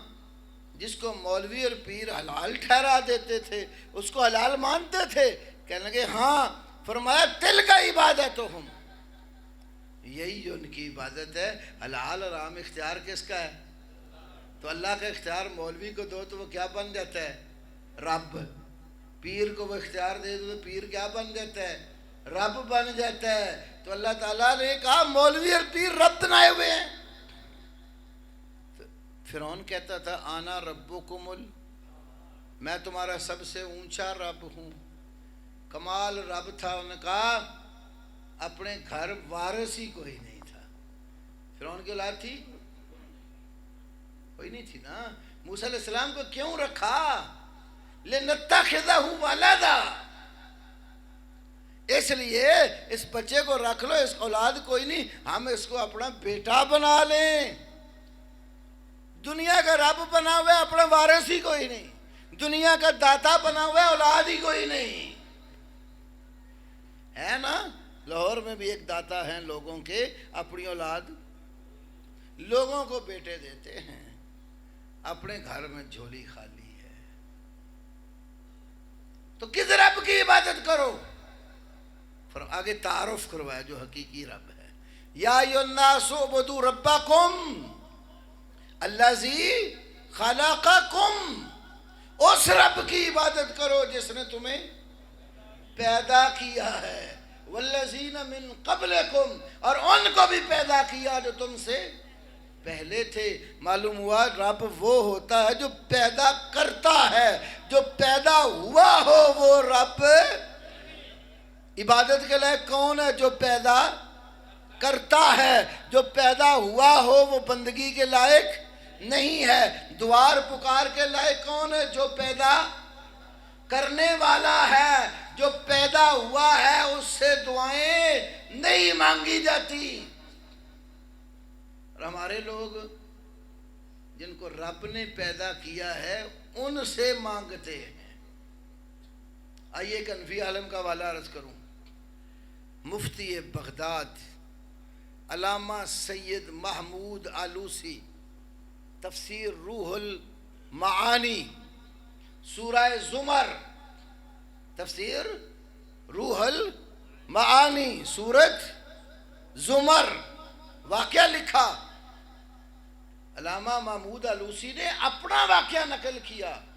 انہوں نے ایک بندے کو دیکھا، وہ ایک ولی کو پکار کر کہہ رہا ہے یا سیدی فلان اغثنی، یا سیدی فلان اغثنی، اے میرے فلاں سردار آقا میری فریاد پوری کر۔ ہمارے ہاں بھی ہے نا، گاڑیوں پہ پیچھے لکھا ہوتا ہے اغثنی یا رسول اللہ، یا شیخ عبد القادر جیلانی شیئا للہ۔ لاہور آپ میانی قبرستان مین میں جاؤ، جہاں جنازہ پڑھتے، جنازہ گاہ میں داخل ہوتی گیٹ کے سامنے ٹائلوں پر یہ لکھوایا ہوا ہے قبرستان کے اندر، یا شیخ عبد القادر جیلانی شیئا للہ۔ کئیوں نے لکھا تھا ادرکنی یا رسول اللہ، اللہ کے رسول میری مدد کو پہنچو۔ اغثنی یا رسول اللہ، یا رسول اللہ میری فریاد پوری کرو۔ تو علامہ محمود آلوسی کہتے ہیں وہ بندہ اللہ کے ولیوں کو پکار کر کہہ رہا ہے یا سیدی فلان اغثنی، اے میرے فلاں سردار میری فریاد پوری کرو۔ تو کہتے ہیں میں نے اس کو کہا قل یا اللہ، قل، یہ کس نے کہا؟ علامہ محمود آلوسی حنفی کہتے ہیں میں نے اس کو کہا یا سیدی فلان نہ کہے، قل یا اللہ، یا اللہ مدد کہہ رہا تو۔ آج بھی کسی کا ایمان ٹیسٹ کرنا ہو تو اسی نسخے پر عمل کر کے آپ دیکھ سکتے ہیں۔ اگر آپ کہیں صرف یا اللہ مدد، جس کو خوشی ہوئی سمجھو عقیدہ ٹھیک ہے، اور جس کے پیٹ میں بال پڑنے شروع ہو گئے سمجھا عقیدے کا بیمار ہے۔ اذا ذکر اللہ وحدہ، اللہ کہتے ہیں اذا ذکر اللہ وحدہ اشمئزت قلوب الذین لا یؤمنون بالآخرہ، جب اللہ اکیلے کا ذکر کیا جاتا ہے نا، جن کا آخرت پر ایمان نہیں ہوتا ان کے دل سکڑنے لگ جاتے ہیں، قبض ہو جاتی ہے ان کو۔ تو اس نے کہا، کہتے ہیں میں نے کہا تو یا اللہ کہنا، ساتھ دلیل دی۔ کہتے ہیں اللہ قرآن میں کہہ رہے ہیں وَإِذَا سَأَلَكَ عِبَادِي أَنِّي فَإِنِّي قَرِيب، جب آپ سے میرے بندے میرے بارے میں پوچھتے ہیں بتا دیجئے میں قریب ہوں، اجیب دعوت الداعی اذا دعان، جب مجھے پکارنے والا پکارتا ہے نا میں پکار کو قبول کرتا ہوں۔ تو کہتے ہیں میں نے قرآن پڑھ کر بتایا، رب کہتا ہے مجھے پکار، تو یا سیدی کہہ رہے۔ اب اگلی بات اور قابل تعجب ہے، علامہ آلوسی لکھتے ہیں کچھ دن گزرے نا تو مجھے پتا چلا وہ میرے بارے میں لوگوں کو کہتا پھرتا تھا فلان منکر الاولیاء، فلانا بندہ ولیوں کا۔ تو آج بھی کیا کہتے ہیں جس کو کہنا ایسے نہ کو، تو کہتے ہیں تو ولیاں منتا ہی نہیں، بھئی کیڑے ولیاں دی گل کرتے ہو۔ یہ کتاب ہے میرے پاس ایک حنفیوں کی، کتاب کا نام ہے سیف اللہ علی من کذب علی اولیاء اللہ۔ یہ اللہ کی ننگی تلوار ہے ان لوگوں پر جو اللہ کے ولیوں پر جھوٹ باندھتے ہیں۔ اور یہ کتاب کا مؤلف جو ہے 1120 ہجری میں فوت ہوا، اور امام محمد بن عبد الوہاب 1115 ہجری میں پیدا ہوئے۔ تو ان کی وفات کے وقت محمد بن عبد الوہاب کی عمر کتنی تھی؟ 5 سال۔ کتنی تھی؟ 5 سال کے بچے تھے نا۔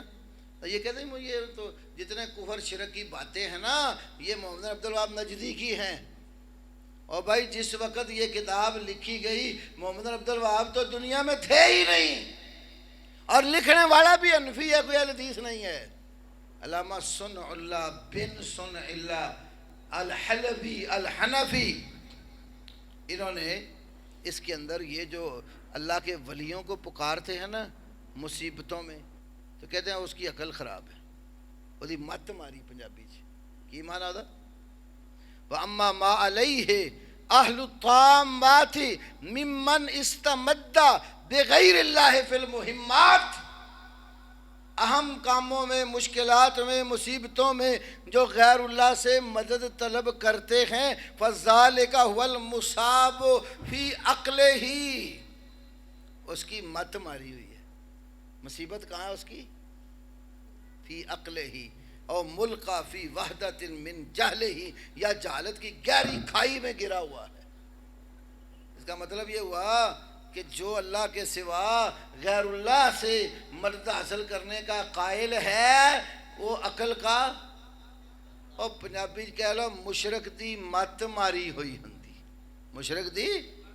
اس لیے یہ شیخ عبد القادر جیلانی اپنی کتاب الفتح الربانی میں لکھتے ہیں کیف تقول لا الہ الا اللہ وفی قلبک کم الہا، تو زبان سے لا الہ پڑھتا کیسے ہے، دل میں تو نے اتنے الہ بنا کے رکھے ہوئے، ہر مشکل کے لیے تو الگ مددگار بنایا ہوا ہے، ہر دکھ کے لیے تو الگ ولی کو رکھا ہوا ہے، کتنے مشکل کشا حاجت روا بنا کے بیٹھا ہوا ہے، اور زبان سے کلمہ پڑھے جا رہے۔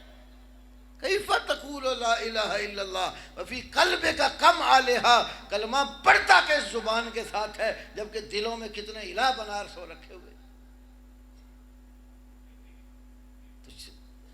علامہ لوسی نے کیا کہا؟ اللہ کے سوا کسی کو نہ پکار، جب مشکل پڑے تو کس کو پکار؟ اللہ کو۔ اور آج کلمہ پڑھنے والا کہتا ہے نہیں نہیں نہیں، نادے علی، کس کو پکار؟ نادے علی۔ آپ یہ دیکھیں کتنی گاڑیوں کے اوپر لکھا ہوتا ہے فرنٹ سکرین پر نادے علی، کیا معنی؟ علی کو پکار۔ نادے علی مظہر العجائب تجد عونا لک فی المصائب کل ہم وغم سینجلی بقوتک یا محمد وبولایتک یا علی یا علی یا علی۔ وہ کہتا ہے کہ جب مشکل مصیبت ہے تو علی کو پکارنا، تجد عونا لک فی المصائب، مصیبتیں دکھ پریشانیاں ہوں تو علی کو مدد کے لیے سامنے پائے گا۔ اور اللہ کے نام کا نعرہ مارے نا تو ایک آدھ بار ماریں گے، اور علی کے لیے 1.25 لاکھ نعرہ حیدری، علی کے لیے 1.25 لاکھ بار نعرہ حیدری، اور اللہ کے لیے اتنا اللہ کو نہیں پکارتے جتنا علی کو پکارتے۔ کیا حضرت علی کا یہی سبق تھا؟ حضرت علی کا بھی یہ سبق نہیں تھا۔ پھر ایک اٹھتا ہے وہ کہتا لی خمسۃ اطفی بہا حر الوباء الحاتمہ المصطفیٰ والمرتضی وابناہما والفاطمہ، کہتا جہنم کی گرمی بجھانے کے لیے میرے پاس 5 تن پاک ہیں، جب بھی مجھے مشکل آتی ہے میں 5 تن سے مدد لیتا ہوں۔ ایک کہتا ہے خدا کے نور سے پیدا ہوئے 5 تن، محمد علی، فاطمہ، حسین و حسن۔ سبحان اللہ۔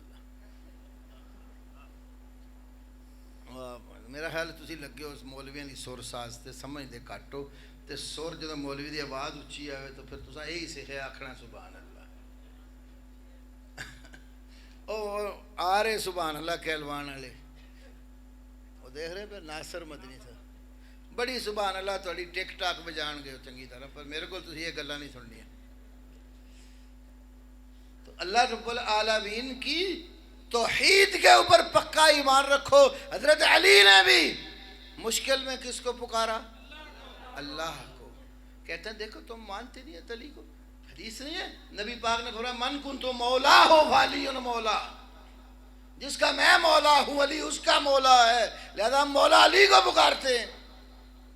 تو ہم کہتے ہیں یہ مولا یہاں مشکل کشائی کے معنوں میں نہیں ہے، یہاں مولا بمانے دوست ہے۔ پوری حدیث پڑھو، حدیث کا اگلا جملہ نہیں پڑھتے، ہمارے یہاں بھی ہے، شیعہ کی کتابوں میں بھی ہے، تفسیر فرات کوفی کی اٹھا کر دیکھ لو، اور بھی کئی کتابوں میں ہے. آگے جملہ اللہم والے من والا ہو وعاد من عادا ہو. اے اللہ جو علی سے دوستی لگاتا ہے تو اس کے ساتھ دوستی لگا، جو علی سے عداوت رکھتا ہے تو اس کے ساتھ عداوت رکھ. یہ تو دوستی اور دشمنی کے بارے میں. تو ہم نے مشکل کشائی بنا لی. چلو پیچھے چلتے ہیں. احد کا مارکہ ہوا. نبی علیہ السلام نے کچھ صحابہ کی ڈیوٹی کہاں لگائی؟ ایک درے پر. 50 صحابہ کی. ایک صحابی کو کمانڈر بنا دیا. تم نے یہاں بیٹھنا ہے، جب تک ہمارا آرڈر نہ آئے درہ خالی نہیں چھوڑنا. مارکہ ہوا. اللہ نے مسلمانوں کو فتح دی. کافر بھاگ گئے، مال غنیمت چھوڑ گئے. اب صحابہ جو میدان میں تھے غنیمتوں کا مال اکٹھا کرنے لگے. کافر جب بھاگ گئے تو وہ درے والوں نے سمجھا کہ اتنا ہی مسئلہ تھا، فتح تو اللہ نے دے دی ہے، تو اب ہمیں بھی جا کر غنیمت کا مال لوٹنا چاہیے. کچھ صحابیوں کا نہیں، ابھی اللہ کے نبی نے ہمیں یہاں چھوڑنے کے لیے بلایا نہیں ہے، ہم نہیں جائیں گے. لیکن کئی صحابہ میدان میں اتر گئے. اس وقت ابھی خالد بن ولید اور ابو سفیان مسلمان نہیں ہوئے تھے، بڑے جنگی ماہر تھے. دور سے جب جرف مقام کی طرف نکل گئے تو دیکھا درہ خالی ہے. واپس پلٹے اور درے کی طرف سے حملہ کر دیا. یک بار کی جب مسلمانوں پر حملہ ہوا تو مسلمانوں کا بہت نقصان ہوا. حتیٰ کہ نبی پاک صلی اللہ علیہ وسلم کے سامنے جو 4 دانت ہیں نا، اور ان میں سے ہر ایک کو رباعیہ کہتے ہیں، ایک دانت آپ کا شہید ہو گیا. افواہ پھیل گئی کہ محمد صلی اللہ علیہ وسلم شہید ہو گئے ہیں. ابو سفیان نے چوٹی پر کھڑے ہو کر کہا، لوگو بتاؤ حل فیکم محمد صلی اللہ علیہ وسلم، کیا تمہارے اندر محمد ہیں؟ آپ نے فرمایا اس کو جواب، چپ رہو، کوئی جواب نہیں دینا. اس نے پھر کہا بتاؤ حل فیکم ابو بکر، کیا تمہارے اندر ابو بکر ہیں؟ کیا فرمایا اس کو جواب. پھر اس نے کہا حل فیکم عمر، کیا تمہارے اندر عمر ہیں؟ فرمایا اس کو جواب. یہ کب پوچھا تھا انہیں؟ ابھی جب مسلمان. یہاں سے ایک مسئلہ سمجھ یہ بھی آتا ہے، اس دور کے کفار کو پتا تھا کہ نبی پاک کے ساتھ ابو بکر، اور آج کے کافر کو نہیں سمجھ آئی. نہیں بات سمجھے؟ اس دور کے کافر کو پتا تھا کہ نبی کے بعد ابو بکر اور عمر کا نام ہے. اور آج ایسے لوگ پیدا ہو گئے جو ابو بکر اور عمر کو گالی دیتے ہیں. ابو بکر اور عمر کو تو انہوں نے بھی مانا جن کو تم ماننے کا دعویٰ کرتے ہو. علی نے بھی انہیں مانا، حسن و حسین نے بھی مانا، علی زین العابدین نے بھی مانا، محمد باقر نے بھی مانا، جعفر صادق نے بھی مانا، تیرے 11ویں حسن عسکری نے بھی مانا. حضرت علی امام حاکم کی مستدرک میں، بہقی کی کتاب الاعتقاد میں، السنن الکبریٰ میں، تینوں کتابوں میں حدیث ہے جس وقت ابو بکر صدیق خلیفہ بنے، حضرت علی نے صرف اتنی ناراضگی ظاہر کی کہ مجھے صرف یہ ناراضگی کہ مشاورت میں میں شریک نہیں تھا، لیکن لا ننکر فضل ابی بکر وکبرہ، ابو بکر کی فضیلت اور خاندان میں اس کی بڑائی کا میں منکر نہیں ہوں. اور کہتے ہیں ہم کیسے ابو بکر صدیق کی صداقت کا انکار یا بڑائی کا انکار کر سکتے ہیں؟ قرآن نے کہا ثانی اثنین اذ ہما فی الغار، وہ تو ان 2 میں سے دوسرے تھے جب دونوں ہی غار میں تھے. کون کون تھے غار میں؟ نبی پاک صلی اللہ علیہ وسلم اور سیدنا ابو بکر صدیق. اور پھر کہتے ہیں علی کہتے ہیں غور کرو نا، جب نبی پاک کا آخری دور تھا تو آپ نے حکم دیا تھا مرو ابا بکر فلیصلی بالناس، ابو بکر کو حکم دیجئے لوگوں کو نماز پڑھائیں. تو کہتے ہم انکاری نہیں ہے. اور شیعہ کی معتبر کتابوں میں سے کتاب الغارات جلد نمبر 1، اور جس وقت حضرت علی نے مصر کا گورنر कैस बिन साद बिन उबादा को बनाया, तो हजरत अली रजी अल्लाह ताला अन्हो ने उन्हें एक खत लिख कर दिया और कहा ये खत हाज़िहि रिसाला मिन अब्दिल्लाह अलीयन अमीर अल-मोमिनीन इला मन बलगहू मिनल मुस्लिमीन। ये खत अल्लाह के बंदे अली अमीर अल-मोमिनीन की तरफ से हर उस मुसलमान के नाम है जिसको ये खत पहुंच जाए। खत में क्या लिखा? पहले अल्लाह की हम्दो सना बयान की, फिर अल्लाह का ये इनाम इस उम्मत पर बयान किया कि अल्लाह ने उम्मत पर ये करम फरमाया कि मोहम्मद रसूलुल्लाह सल्लल्लाहु अलैहि वसल्लम को इस उम्मत का नबी बनाकर भेजा। सल्लल्लाहु अलैहि वसल्लम नबी बनाकर भेजा। फिर जो जिम्मेदारी अल्लाह ने लगाई, अली कहते हैं नबी पाक ने सारी जिम्मेदारी पूरी की जब तो अल्लाह ने आपको उठा लिया।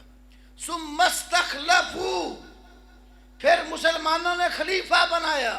इमराइन मिनहुम सालिहीन, मुसलमानों ने जो उनमें दो नेक आदमी थे, साले शख्सियात थे, अली कहते उनको खलीफा बनाया। वअमिला बिल किताब व सुन्ना, और उन दोनों ने किताब व सुन्नत पर अमल किया। वलम यतअद्दा या सुन्नता, दोनों ने सुन्नत से तजावुज नहीं किया। फराहिमहुमुल्लाह, अली कहते हैं अबू बकर पर भी अल्लाह की रहमतें हों और उमर पर भी अल्लाह की। और अली तो उनको खलीफा मानते थे, अली तो रजुल साले कहते थे हर एक को, अली तो रहमत की दुआ मांगते थे उनके लिए। तू जला भुना अली का नाम लेकर उनको गाली देता है। और इमाम मोहम्मद बाकर ने क्या फरमाया था? तारीख़ बगदाद में बासंदे सही इमाम मोहम्मद बाकर से ये कलमा मनकूल है जो हजरत हुसैन के पोते लगते हैं, अली ज़ैनुल आबिदीन के बेटे। अल्लाहुम्मा इन्नी अतवल्लाहुमा व उहिब्बुहुमा, ए अल्लाह मैं मोहम्मद बाकर अली ज़ैनुल आबिदीन का बेटा, हुसैन का पोता, अली का पड़पोता, ये कहता हूँ इन्नी अतवल्लाहुमा व उहिब्बुहुमा, मैं अबू बकर और उमर से दोस्ती रखता हूँ और उनसे मोहब्बत करता हूँ। और अगली बात सुने, शायद कोई कह दे इमाम बाकर ने तकिया किया हो, ये भी तो बीमारी है ना इनको, तकिया किया हो, ऊपर ऊपर से कहा हो, अंदर से बात ना की हो, क्योंकि तकिया भी इनका दीन है। उसूल काफ़ी जो इनके यहाँ बड़ी मोतबर किताब है, हमारे यहाँ बुखारी है, इनके यहाँ उसूल काफ़ी है। उसूल काफ़ी जिस वक़्त मोहम्मद बिन याकूब कुलैनी ने लिखी, कहते हैं उसने लिख कर ना वो जो 12वां गार में है ना उस पर पेश की, गार में पेश की। गार वाले इमाम ने उसको पढ़ा, पढ़कर कहा हाजा काफिन ले शियातना, ये किताब हमारे शिया के लिए काफ़ी है। उसका नाम ही काफ़ी रखा। 8 जिल्दें हैं, 2 जिल्दें अल-उसूल मिन अल-काफ़ी, बाकी 5 जिल्दें अल-फ़ुरू मिन अल-काफ़ी, और आखिरी जिल्द किताबुर रौज़ा मिन अल-काफ़ी। उस काफ़ी में लिखा है अत्तक़िय्यतु मिन दीनी व मिन दीन आबाई ला दीन लिमन ला तक़िय्या ला। कहते इमाम जाफर सादिक ने कहा तकिया तो मेरे बाप दादे का दीन है, जो तकिया नहीं करता उसका दीन ही कोई नहीं है। तो हो सकता है तकियतन कहा हो, ऊपर ऊपर से कहा हो, लोगों को सुनाने के लिए। अगली इबारत इमाम बाकर की है अल्लाहुम्मा इन काना फी नफ्सी गैर हाज़ा फला नालतनी यौमल क़ियामत शफ़ाअत मुहम्मद सल्लल्लाहु अलैहि वसल्लम।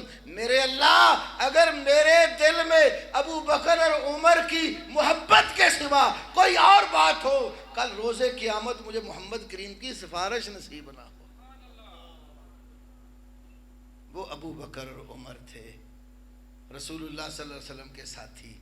तो अबू सुफियान ने क्या कहा? क्या अबू बकर हैं? फरमाया जवाब ना दो। फिर कहा क्या उमर है तुम्हारे अंदर? फरमाया जवाब ना दो।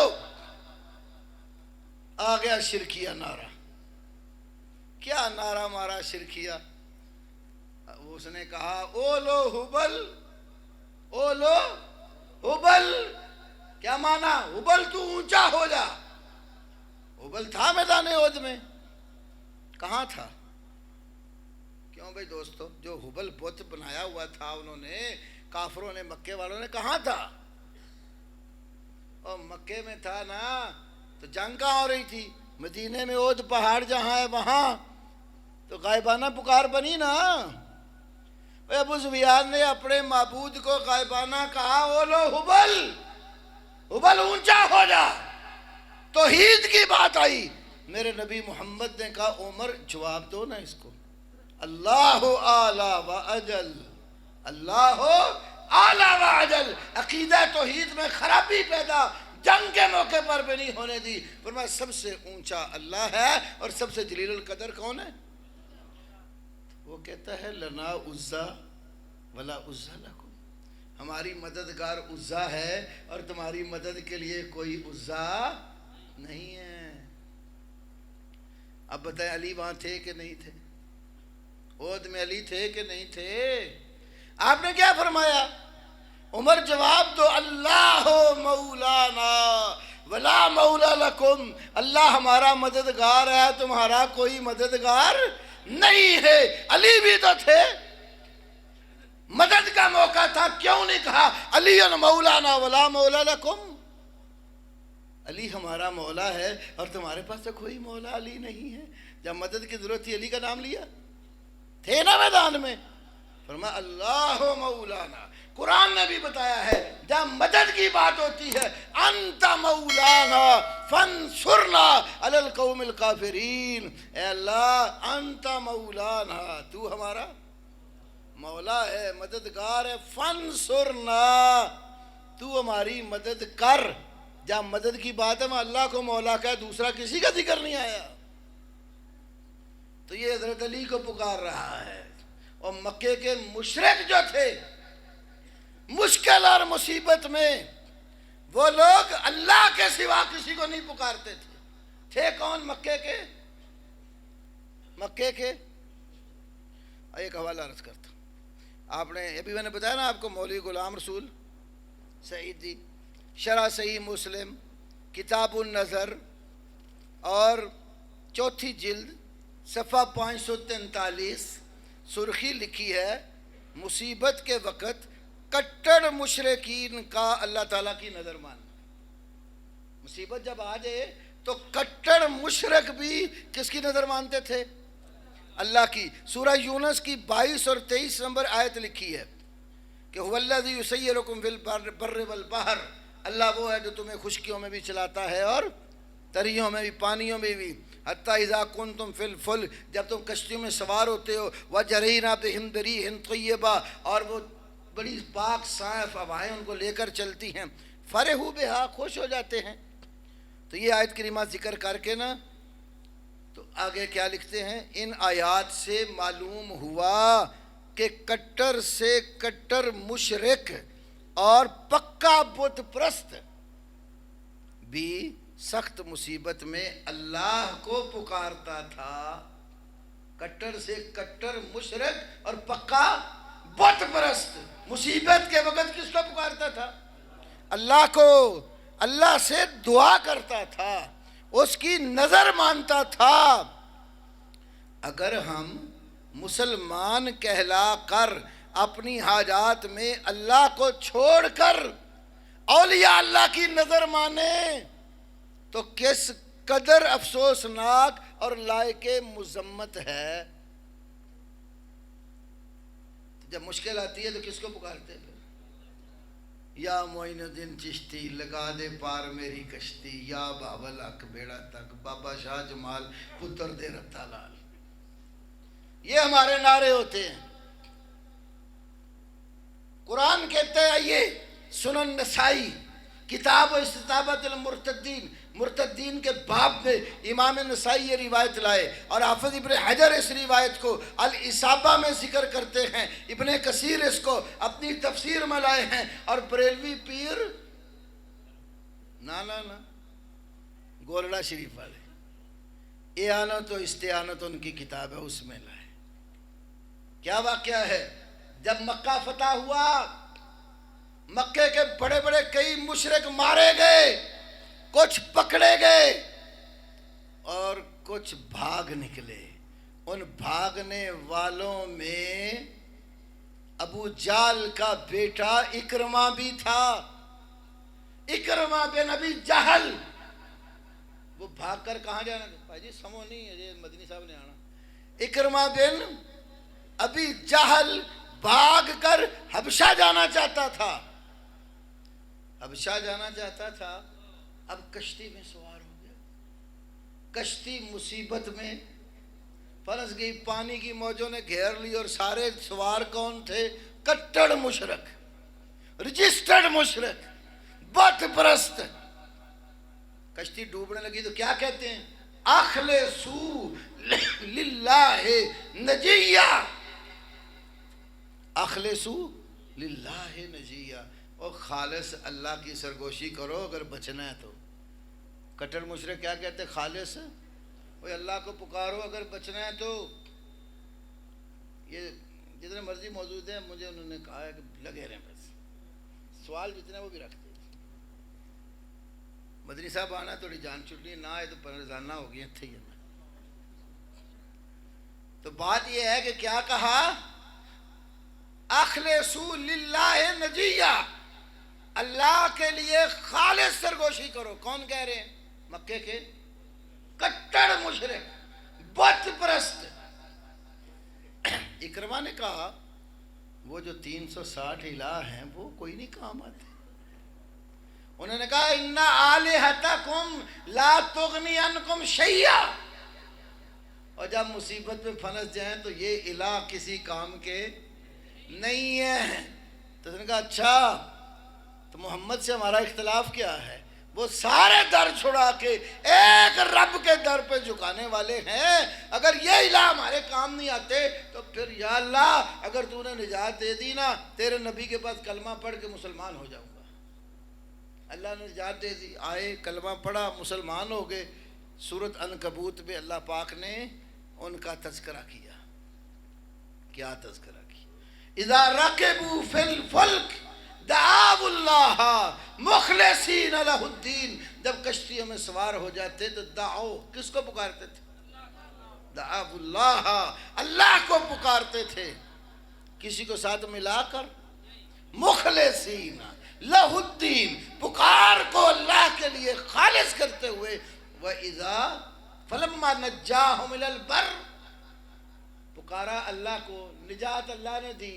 فَلَمَّا نَجَّاهُمْ إِلَى الْبَرِّ، جب اللہ نے خشکی کی طرف نجات دے دی، اِذَا هُمْ یشرکون، پھر مشرک تھے، مشرک ہی ہوئے نا۔ نجات اللہ نے دی، کشتی پار اللہ نے لگائی، باہر آ کے پھر شرک شروع کر دیتے ہیں۔ تو مشکل میں وہ بھی کس کو پکارتے تھے؟ اللہ کو۔ اور ہمارے لوگ مشکل آ جائے تو کہاں جاتے ہیں؟ یہ ایک اور حوالہ دیتا ہوں، فقہ حنفی کی معتبر کتابوں میں سے فتاوی خیریہ، علامہ خیر الدین رملی کی، صفحہ نمبر 17، در مختار، کتاب الصیام کے بالکل آخر میں، تیسرا حوالہ رد المحتار المعروف فتاوی شامی، جلدوم صفحہ 128 پر، فتاوی عالمگیری جو 500 مولویوں نے مل کر حنفیوں نے لکھا ہے، فتاوی عالمگیری کی پہلی جلد کے صفحہ نمبر 216 کے اوپر یہ عبارت ہے۔ اور علامہ ابن نجیم حنفی، جن کو فقہ حنفی میں ابو حنیفہ ثانی کہتے ہیں، المحرر بالمذہب النعمانی المعروف بابی حنیفہ الثانی، اس نے البحر الرائق شرح کنز الدقائق جلد دوم صفحہ 298 پر لکھا ہے۔ اور بریلوی عالم علامہ غلام رسول سعیدی نے شرح صحیح مسلم جلد نمبر 4 صفحہ 539 سے 544 تک ذکر کیا ہے۔ یہ سارے حنفی کیا لکھتے ہیں؟ اما النظر الذی ینظرونہ اکثر العوام، بہرحال وہ نظر جو اکثر عوام نظریں مانتے ہیں، خاص کی بات نہیں کر رہا، اکثر عوام نظریں مانتے ہیں، وہ کیا ہے؟ کأن یقول، جا کر کہتے ہیں یا سیدی فلان، یا سیدی فلان، کیا مطلب لیتے ہیں جملے کا؟ آگے خود مطلب لکھا ہے اس لیے میں خود نہیں کر رہا۔ یا سیدی فلان یعنی بہی ولی من الاولیاء اور نبی من الانبیاء، یا سیدی فلان سے مراد کیا لیتا ہے؟ ولیوں میں سے کوئی ولی یا نبیوں میں سے کوئی. اب آپ بتائیں یہ کسی بت کی بات ہو رہی ہے؟ کسی درخت کی بات ہو رہی ہے؟ کسی پتھر کی بات ہو رہی ہے؟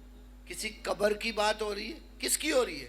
ولیم من الاولیاء، ولیوں میں سے کسی ولی کو، اور نبی من الانبیاء، یا نبیوں میں سے کسی نبی کے در پہ جا کر نظر مانتا ہے. ان ردہ غائبی، میرا ساتھی جو غائب ہے لاپتہ ہے، ان ردہ غائبی، اگر میرا غائب واپس آ گیا، ہو جاتے نا غائب. اوہ آج کل تو پتہ نہیں لگتا، راتوں رات چوک کے لے جاندے، سارا ٹبر لبدا رہتا ہے، پتہ ہی نہیں کیڑے محکمے کول. اتنی مخلوق ہے اللہ کی، پتہ نہیں کون آتا ہے اور راتوں کو اٹھا کے لے جاتے. ان ردہ غائبی، میرا جو ساتھی غائب اور لاپتہ ہے اگر واپس آ گیا، اور اوف یا مریضی، یا جو میرا بیمار ہے اس کو معافی مل گئی، شفا مل گئی، اور قضیت حاجتی، یا میری حاجت پوری ہو گئی. بعض نے اس کو قضیت کی بجائے قضیت حاجتی بھی پڑھ سکتے ہیں. قبر والے کو پکار کر کہتا ہے یا تو نے میری حاجت پوری کر دی. فَلَقَ مِنَ الذَّهَبِ او الفضہ او الطعام او الشراب او الزیت قضا. فَلَقَ مِنَ الذَّهَبِ، کہتا تیرے لیے اتنا سونا، او الفضہ یا چاندی، او الطعام، طعام کا کیا معنی ہے؟ اور ایتے سرکاری معنی کرو لنگر. ابھی طعام یا لنگر، ابھی شراب یا مشروبات، ابھی زیت یا تیل جو دیے میں آ کر چڑھاتا ہے. دوسری کئی کتابوں میں یہ بھی ہے ابھی شمع، چراغاں. چراغاں سے بڑا پیسہ لگتا ہے. یہ نظر مانوں گا، اگر میرے یہ کام ہو گئے تو تیرے در پہ آ کر سونا، چاندی، لنگر، مشروبات، سبیل. اس کا درباری معنی کیا ہوا؟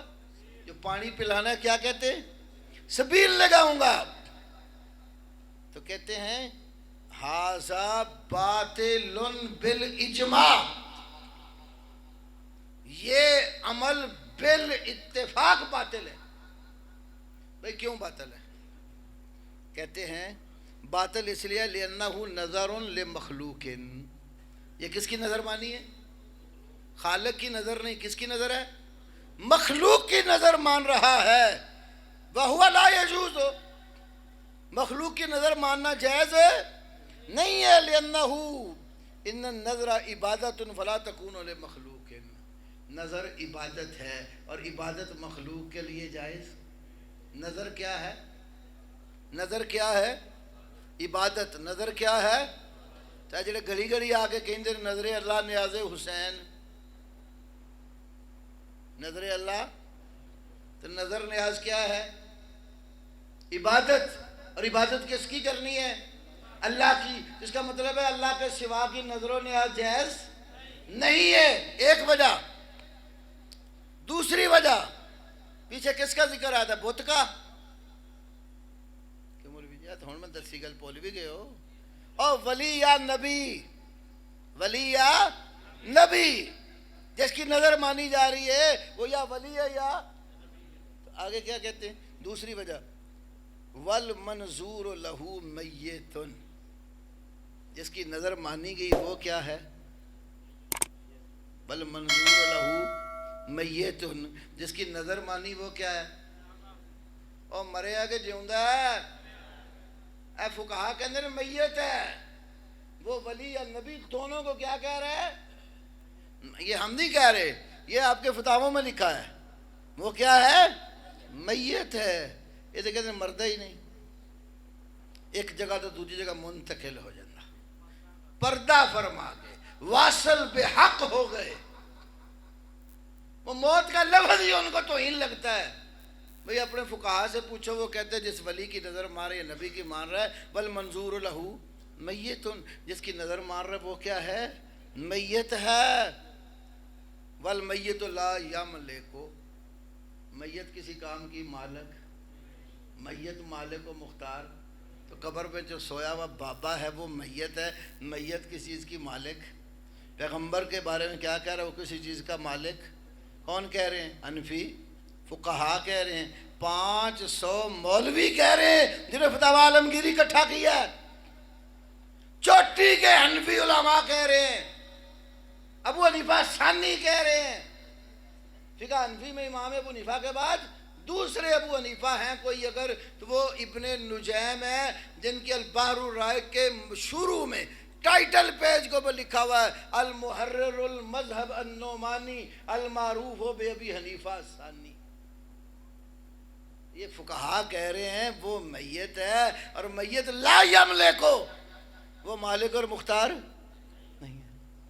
تیسری وجہ، ان ظن ان المیت یتصرف فی الامور کفارہ، اگر یہ یقین کر لے کہ میت ہمارے کاموں میں اختیار کا حق رکھتی ہے تو کیا ہو جائے گا؟ کفارہ، کیا بن جائے گا؟ کافر ہو جائے گا۔ کئی مولوی بڑے سیانے بنتے ہیں، کہتے ہیں ساڈے فقہا نے لکھا ہے کہ باطل تے حرام ہے، شرک تے نہیں لکھیا۔ اور بھائی جی جدو کہہ رہے ہیں عبادت تو عبادت غیر اللہ دی کرنا شرک ہے یا نہیں ہے؟ ایک گل، دوسری گل ہے کہ شرک سب تو بڑا حرام ہے۔ قرآن پڑھ لو، سورۃ انعام، قل تعالوا اتل ما حرم ربکم علیکم، آ جاؤ تمہارے اوپر میں تلاوت کرتا ہوں اس چیز کی جو تمہارے رب نے تمہارے اوپر حرام کیا ہے۔ حرام کیا کیے؟ پہلی بات، اللہ تشرکو بہ شیئا، اللہ کے ساتھ کسی چیز کو شرک نہ بناؤ۔ قرآن نے محرمات یہاں بیان کرتے ہوئے پہلا حرام کس کو کہا؟ اللہ کے ساتھ شرک کو، تو شرک بھی حرام ہے، وہ سب سے بڑا حرام ہے، وہ اکبر الکبائر ہے، کبیرہ گناہ میں سب سے بڑا گناہ ہے۔ تو میت جو ہے اس کو پکارنا بھی جائز، اس کے در پہ جا کر ہاتھ پھیلا کے مانگنا بھی جائز نہیں ہے، اس لیے وہ مخلوق ہے، نظر مخلوق کی مان رہا ہے۔ تو میں نے پہلا نقطہ کیا آپ کے آگے رکھا؟ عبادت کس کی کرنی ہے؟ جو خالق ہے، جو مخلوق ہے اس کی عبادت نہیں ہے۔ اللہ کہتا ہے یا ایھا الناس ضرب مثل فاستمعوا لہ، اے لوگو ایک مثال بیان ہو رہی ہے، کان کھول کے سن لو۔ ان الذین تدعون من دون اللہ، یقیناً وہ جن کو اللہ کے سوا تم پکارتے ہو، لن یخلقوا ذبابا ولو اجتمعوا لہ، اگر وہ سارے کٹھے ہو جائے نا ہرگز ایک مکھی پیدا۔ ہمارے ہاں لاہور میں ایک شاعر تھے، ان کو بابا لہری کہتے تھے، توحید پر بڑی نظمیں لکھتے تھے۔ ایک دم ہمارے ہاں مسجد ابوبکر صدیق میں سکیم موڑ پر تشریف لائے، تو کہتے میں نظم پڑھ رہا تھا تو میں نے کہا اللہ کہتا ہے مکھی بھی پیدا۔ کہتے ہیں مجھے ایک بندہ کہنے لگا مولوی جی مکھی تو ہی بیٹھے ہو، انسان ایڈے جہاز پیدا کرتے، جہاز 2,000 2,500 بندہ چک کے بڑے بڑے سامان چک کے فضا میں پھری جانے، تسی مکھی تے ہی بیٹھے، دنیا چاند تے پہنچ گئی، مولوی مکھی تے بیٹھا۔ کہتے میں نے کہا اچھا مجھے یہ بتا، اللہ نے مکھی بنائی نا، ایک نر بنائی اور ایک مادہ، تو دونوں کے ملاپ سے مکھیاں پیدا ہوتی ہیں؟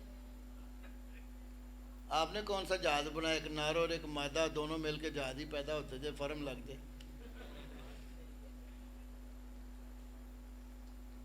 وہ اللہ تعالیٰ کے پیدا کردہ اسباب کو بروئے کار لا کر کاریگری دکھائی تو خالق بن گیا۔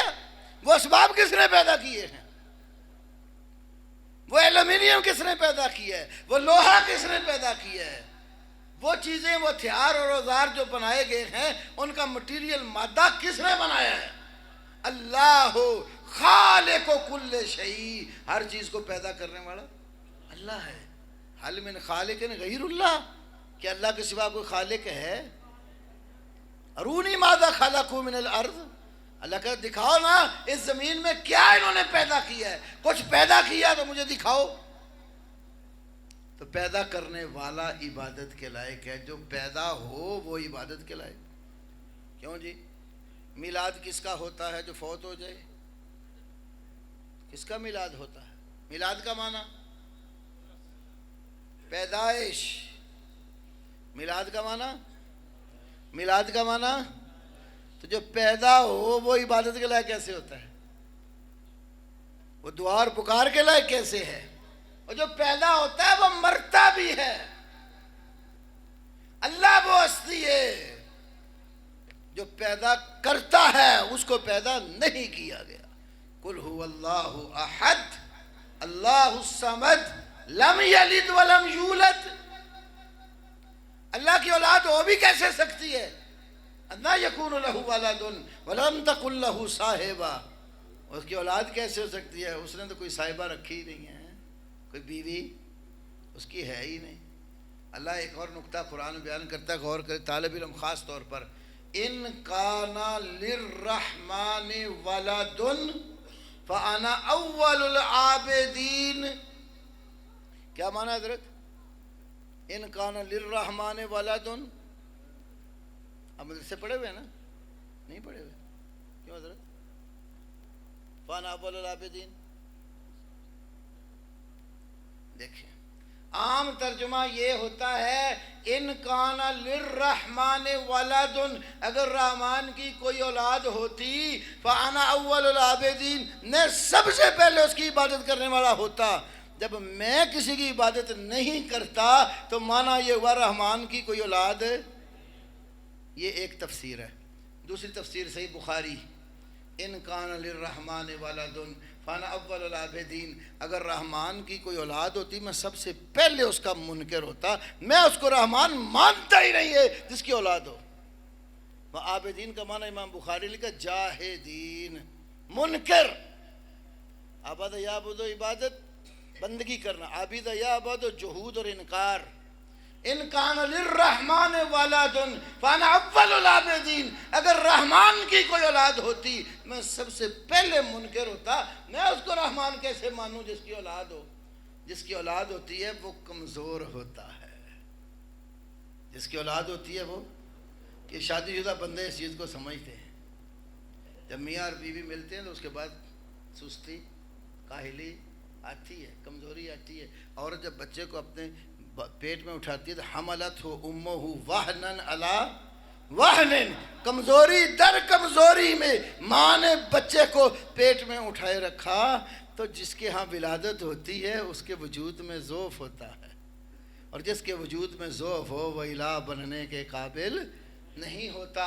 قل هو اللہ احد اللہ الصمد لم یلد ولم یولد، وہ تو نہ کسی سے نکلا ہے نہ اس سے کوئی نکلا ہے، جس سے کوئی نکل ہو داخل ہو رہا ہو وہ کمزور ہوتا ہے، کمزور معبود بننے کے قابل۔ دوسرا نقطہ، اللہ کی عبادت کیوں ہے اور سوا کی کیوں نہیں ہے، وہ یہ ہے اللہ رب العالمین کسی کا محتاج نہیں ہے، جو محتاج ہوگا وہ بندگی کے لائق نہیں ہوگا۔ شیر پنجاب آگے ہم، کوئی شیر اسلام ہے، کوئی شیر پنجاب ہے، کوئی شیر پاکستان ہے، آن دے ہوگا ساڑھی بھی جان چھٹے، ماشاءاللہ ماشاءاللہ۔ مدنی چھوٹے اے یار چوکلا،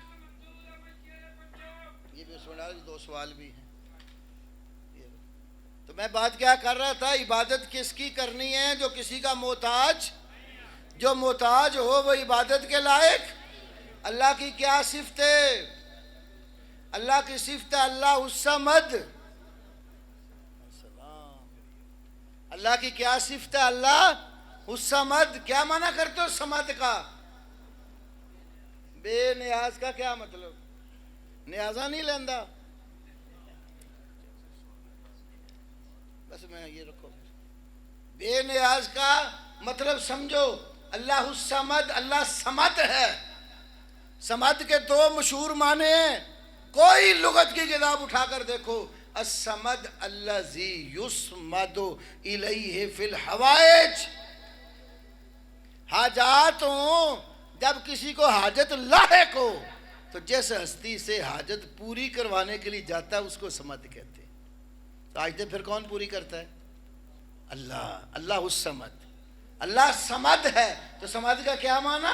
الذی یسمد الیہ فی الحوائج، حاجات جس جو پوری کرتا ہے، حاجتوں میں جس کی رجوع کیا جاتا ہے، مشکلات جو حل کرتا ہے، جو مشکل کشا ہوتا ہے اس کو سمد کہتے ہیں. جس کو مشکل خود لگی ہوئی ہے وہ سمد کہاں ہے؟ دوسرا معنی طالب علم دھیان کریں، السمد الذی لا جوف لہ، جس کو پیٹ نہیں لگا ہوا. جن مولویوں پیروں کو اتنے پیٹ لگے ہوئے وہ الہ بننے قابل ہیں؟ اور جس کو پیٹ لگا ہے وہ حاجت مند ہے، اس کو بھوک لگتی ہے، اس کو پیاس لگتی ہے. بھوک لگے کھانے کا محتاج ہے، پیاس لگے پینے کا محتاج ہے. بھوک پیاس مٹا کر جب اپنی ایک حاجت پوری کرتا ہے اگلی حاجت کا الحمدللہ الذی اطعم وسقا وصوغہ وجعل لہ مخرجا. میرے نبی محمد کریم صلی اللہ علیہ وسلم نے دعا سکھائی، الحمدللہ اور شکر اللہ کا. اطعما جس نے کھانا کھلایا، وسقا اور پلایا، وصوغہ اور یہ جو اندر ہضم کرنے کا نظام بنایا ہے نا، نظام انہضام نے اس کو برابر کیا. وجعل لہ مخرجا اور اس کے نکلنے کا راستہ بھی بنایا. جدھر راہ بند ہو جائے انہوں پوچھو نا ذرا کی ہوندہ ہے. تو اللہ نے فرمایا اللہ سمد ہے. یا ایھا الناس انتم الفقراء الی اللہ، اے لوگو تم سارے اللہ کے در کے فقیر ہو. کبھی دنیا میں ایک فقیر کو دوسرے فقیر سے مانگتا ہوا دیکھا ہو؟ یہ سٹاپوں کے اوپر فقیر کھڑے ہوتے ہیں نا، چندہ مانگ رہے ہوتے. کبھی دیکھا آپ نے ایک مانگنے والے نے دوسرے کے آگے جھولی پھیلائی ہو؟ کیونکہ اس کو پتہ ہے میں بھی منگتا اور یہ بھی، تو منگتا منگتے کو کیا دے گا. ہاں بھائی علی فرما رہے ہیں بھوکے نو بھوکا ٹکریا. انشاءاللہ تعالیٰ شیر پنجاب آپ کو بتائیں گے یہ معنی. تو وہ جو فقیر سے کبھی مانگتا ہوا نظر نہیں آئے گا. اللہ کہتا ہے یا ایھا الناس انتم الفقراء الی اللہ، اے انسانوں سارے اللہ کے در کے فقیر ہو. انسان کتنا فقیر اور محتاج ہے. ایک وقت تھا کوئی نام و نشان نہیں تھا. حل اتى الانسان حین من الدہر لم یکن شیئا مذکورا. پھر اللہ نے اس کا نام و نشان کیسے بنایا؟ یا ایھا الناس اتقوا ربکم الذی خلقکم من نفس واحدہ. پھر ایک جان بنائی اللہ نے، وخلق منہا زوجہا، اس سے اس کی بیوی بنائی. پھر دونوں کو بنا کرنا وبث منہما رجالا کثیرا والنساء، بہت سارے مرد اور عورتیں اس نے پھیلا دیے. پھر انسان دیکھو عبداللہ ابن مسعود کی بخاری کی حدیث، ماں کے پیٹ میں 40 دن نطفے کی صورت میں، پھر 40 دن جمے ہوئے خون کی صورت میں، پھر 40 دن گوشت کے لوتھڑے کی صورت میں، 4 ماہ ہو جاتے ہیں. پھر اللہ کی طرف سے فرشتہ ملک صاحب آ جاتے ہیں اور وہ اس کے اندر روح پھونکتے، اس کی ہڈیاں وغیرہ ساری صورت بنا کر روح ڈال دی جاتی ہے. پھر اپنا ایک مقررہ ٹائم لے کر عمومی طور پر 9 ماہ، کسی کے کام زیادہ بھی ہو جاتے ہیں، وہ وقت پورا کر کے دنیا میں آ جاتا ہے. کتنی نرالی دنیا بندے کی. واللہ اخرجکم من بطون امہاتکم لا تعلمون شیئا. مولوی ہو، پیر ہو، پادری ہو، اللہ کہتا ہے اللہ نے تمہیں تمہاری ماؤں کے پیٹوں سے نکالا، تم جانتے ہی کچھ نہیں تھے. ماں نے وقت ولی چکیا گود ویچتے، ولی نے پیشاب کرتا، تو وہ پیشاب کہاں سے کہاں ہوتا ہوا جاتا ہے. لا تعلمون شیئا، ولی کو پتہ کوئی نہیں میں پیشاب کر رہا ہوں وہاں کی گود میں، یا کرنا بھی ہے یا نہیں. لا تعلمون شیئا، کچھ نہیں جانتے تھے. پھر دنیا میں جب آیا ہے، آنکھیں موجود ہیں، دیکھ کر پہچان نہیں سکتا، زبان موجود ہے، بول کر بات نہیں کر سکتا، کان موجود ہے، سن کے بات کو غور فکر دماغ کے ساتھ نہیں کر سکتا، پاؤں موجود ہے، چل کے جا نہیں سکتا، منہ موجود ہے لیکن دانت پیدا نہیں ہوئے، غذا چبا نہیں سکتا، نظام انہضام موجود ہے، کام نہیں کرتا. پھر وقت آتا ہے آہستہ آہستہ اللہ اس کو پالتا پوستا ہے. وہ زبان بولتی ہے، کان سنتے ہیں، آنکھیں دیکھتی ہیں، دل سمجھتا ہے، دماغ سوچتا ہے، نظام انہضام خوراک کو ہضم کرتا ہے، مقد سے خارج ہوتا ہے. پھر وہ آہستہ آہستہ ایسا وقت آتا ہے جوانی کی بہاریں دیکھتا ہے، پھر ڈھلتا ہے. وہ جو آنکھیں دیکھتی تھیں اب کمزور ہو گئی ہیں، اینک لگا لیتا ہے. کان سنتے تھے اب سماعت ماند پڑ گئی ہے، آلہ سماعت لگا لیا ہے، کئی انسان چلنے کے قابل نہیں رہتے، بستر مرگ پر لیٹ جاتے ہیں، اولاد خدمت کرتی ہے، بعض وہ ہے اولاد خدمت کرتی نہیں ہے، چھوڑ جاتے ہیں، جو اپنی عادت خود کرتا تھا آج بستر مرگ پہ لیٹا ہوا ہے اور پخانہ چارپائی پہ نکل رہا ہے اور اس کو اٹھ کر جانے کی حاجت اور طاقت نہیں ہے جسم میں، اور پھر وقت آتا ہے موت آ جاتی ہے، اٹھا کر اس کو اپنے بیگانے نہلا دھلا کر سفید وردی پہنا کر جنازہ پڑھا کر منو مٹی کے نیچے رکھاتے ہیں۔ کتنا محتاج ہے انسان، پیدائش سے ولادت، موت تک، میلاد سے وفات تک محتاج ہی محتاج بنایا ہے۔ تو جو محتاج ہوتا ہے وہ عبادت کے لائق نہیں ہوتا، دعا و پکار کے لائق نہیں ہوتا، نظر و نیاز کے لائق نہیں ہوتا، عبادات کے لائق وہ ہے جو کسی کا محتاج نہیں ہے۔ تو اللہ تعالیٰ جو ہے اس کے بڑے اوصاف ہیں۔ میں نے صرف دو باتیں آپ کے سامنے رکھی ہیں کہ اللہ عبادت کے لائق کیوں ہے، وہ خالق ہے، مخلوق کیوں نہیں، وہ مخلوق ہے، پیدا شدہ ہے۔ اللہ عبادت کے لائق اس لیے ہے، حاجت روا اور مشکل کشا ہے، مخلوق عبادت کے لائق اس لیے نہیں ہے، یہ حاجت مند ہے، یہ مشکل میں پھنس جاتے ہیں، اور جو مشکلات میں گرفتار ہو وہ معبود بننے کے قابل نہیں ہوتا۔ تو اللہ نے بتایا لا الہ الا اللہ، اللہ کے سوا کوئی الہ بننے کے قابل نہیں ہے، الہ صرف ایک اللہ ہے، معبود برحق صرف ایک اللہ ہے، حاجت روا مشکل کشا ایک اللہ ہے، پیدا کرنے والا ایک اللہ ہے، روزی رساں ایک اللہ ہے، ہر کسی کی بگڑی سنوارنے والا ایک اللہ ہے، اولاد دینے والا ایک اللہ ہے، اور اولاد نہ دینے والے پہ آئے تو وہ بھی اللہ ہی ہے، جسے چاہے لڑکے دے، جسے چاہے لڑکیاں دے، جسے چاہے ملا کے دے، جسے چاہے کچھ بھی نہ دے، تمام اختیارات کا مالک کون ہے؟ اللہ ہے۔ اس کلمے کو سمجھنے کا حکم ہے، فَعْلَمْ أَنَّهُ لَا إِلَٰهَ إِلَّا اللَّهُ۔ میں نے اس کلمے کے بارے میں تھوڑی سی باتیں آپ سے کی ہیں، دوسرا حصہ رہتا ہے، کبھی اللہ نے پھر موقع دیا تو عرض کریں گے۔ اللہ ہمیں صحیح معنوں میں کتاب و سنت کو سمجھنے اور اس پر عمل پیرا ہونے کی توفیق عطا فرمائے، عقیدہ توحید و سنت پر اللہ پختگی نصیب فرمائے، اللہ تعالیٰ خاتمہ بالخیر فرمائے، اخلاص کے ساتھ زندہ رکھے، بامی محبت پیار الفت اللہ ہمارے اندر قائم و دائم رکھے۔ وآخر دعوانا ان الحمد للہ رب العالمین۔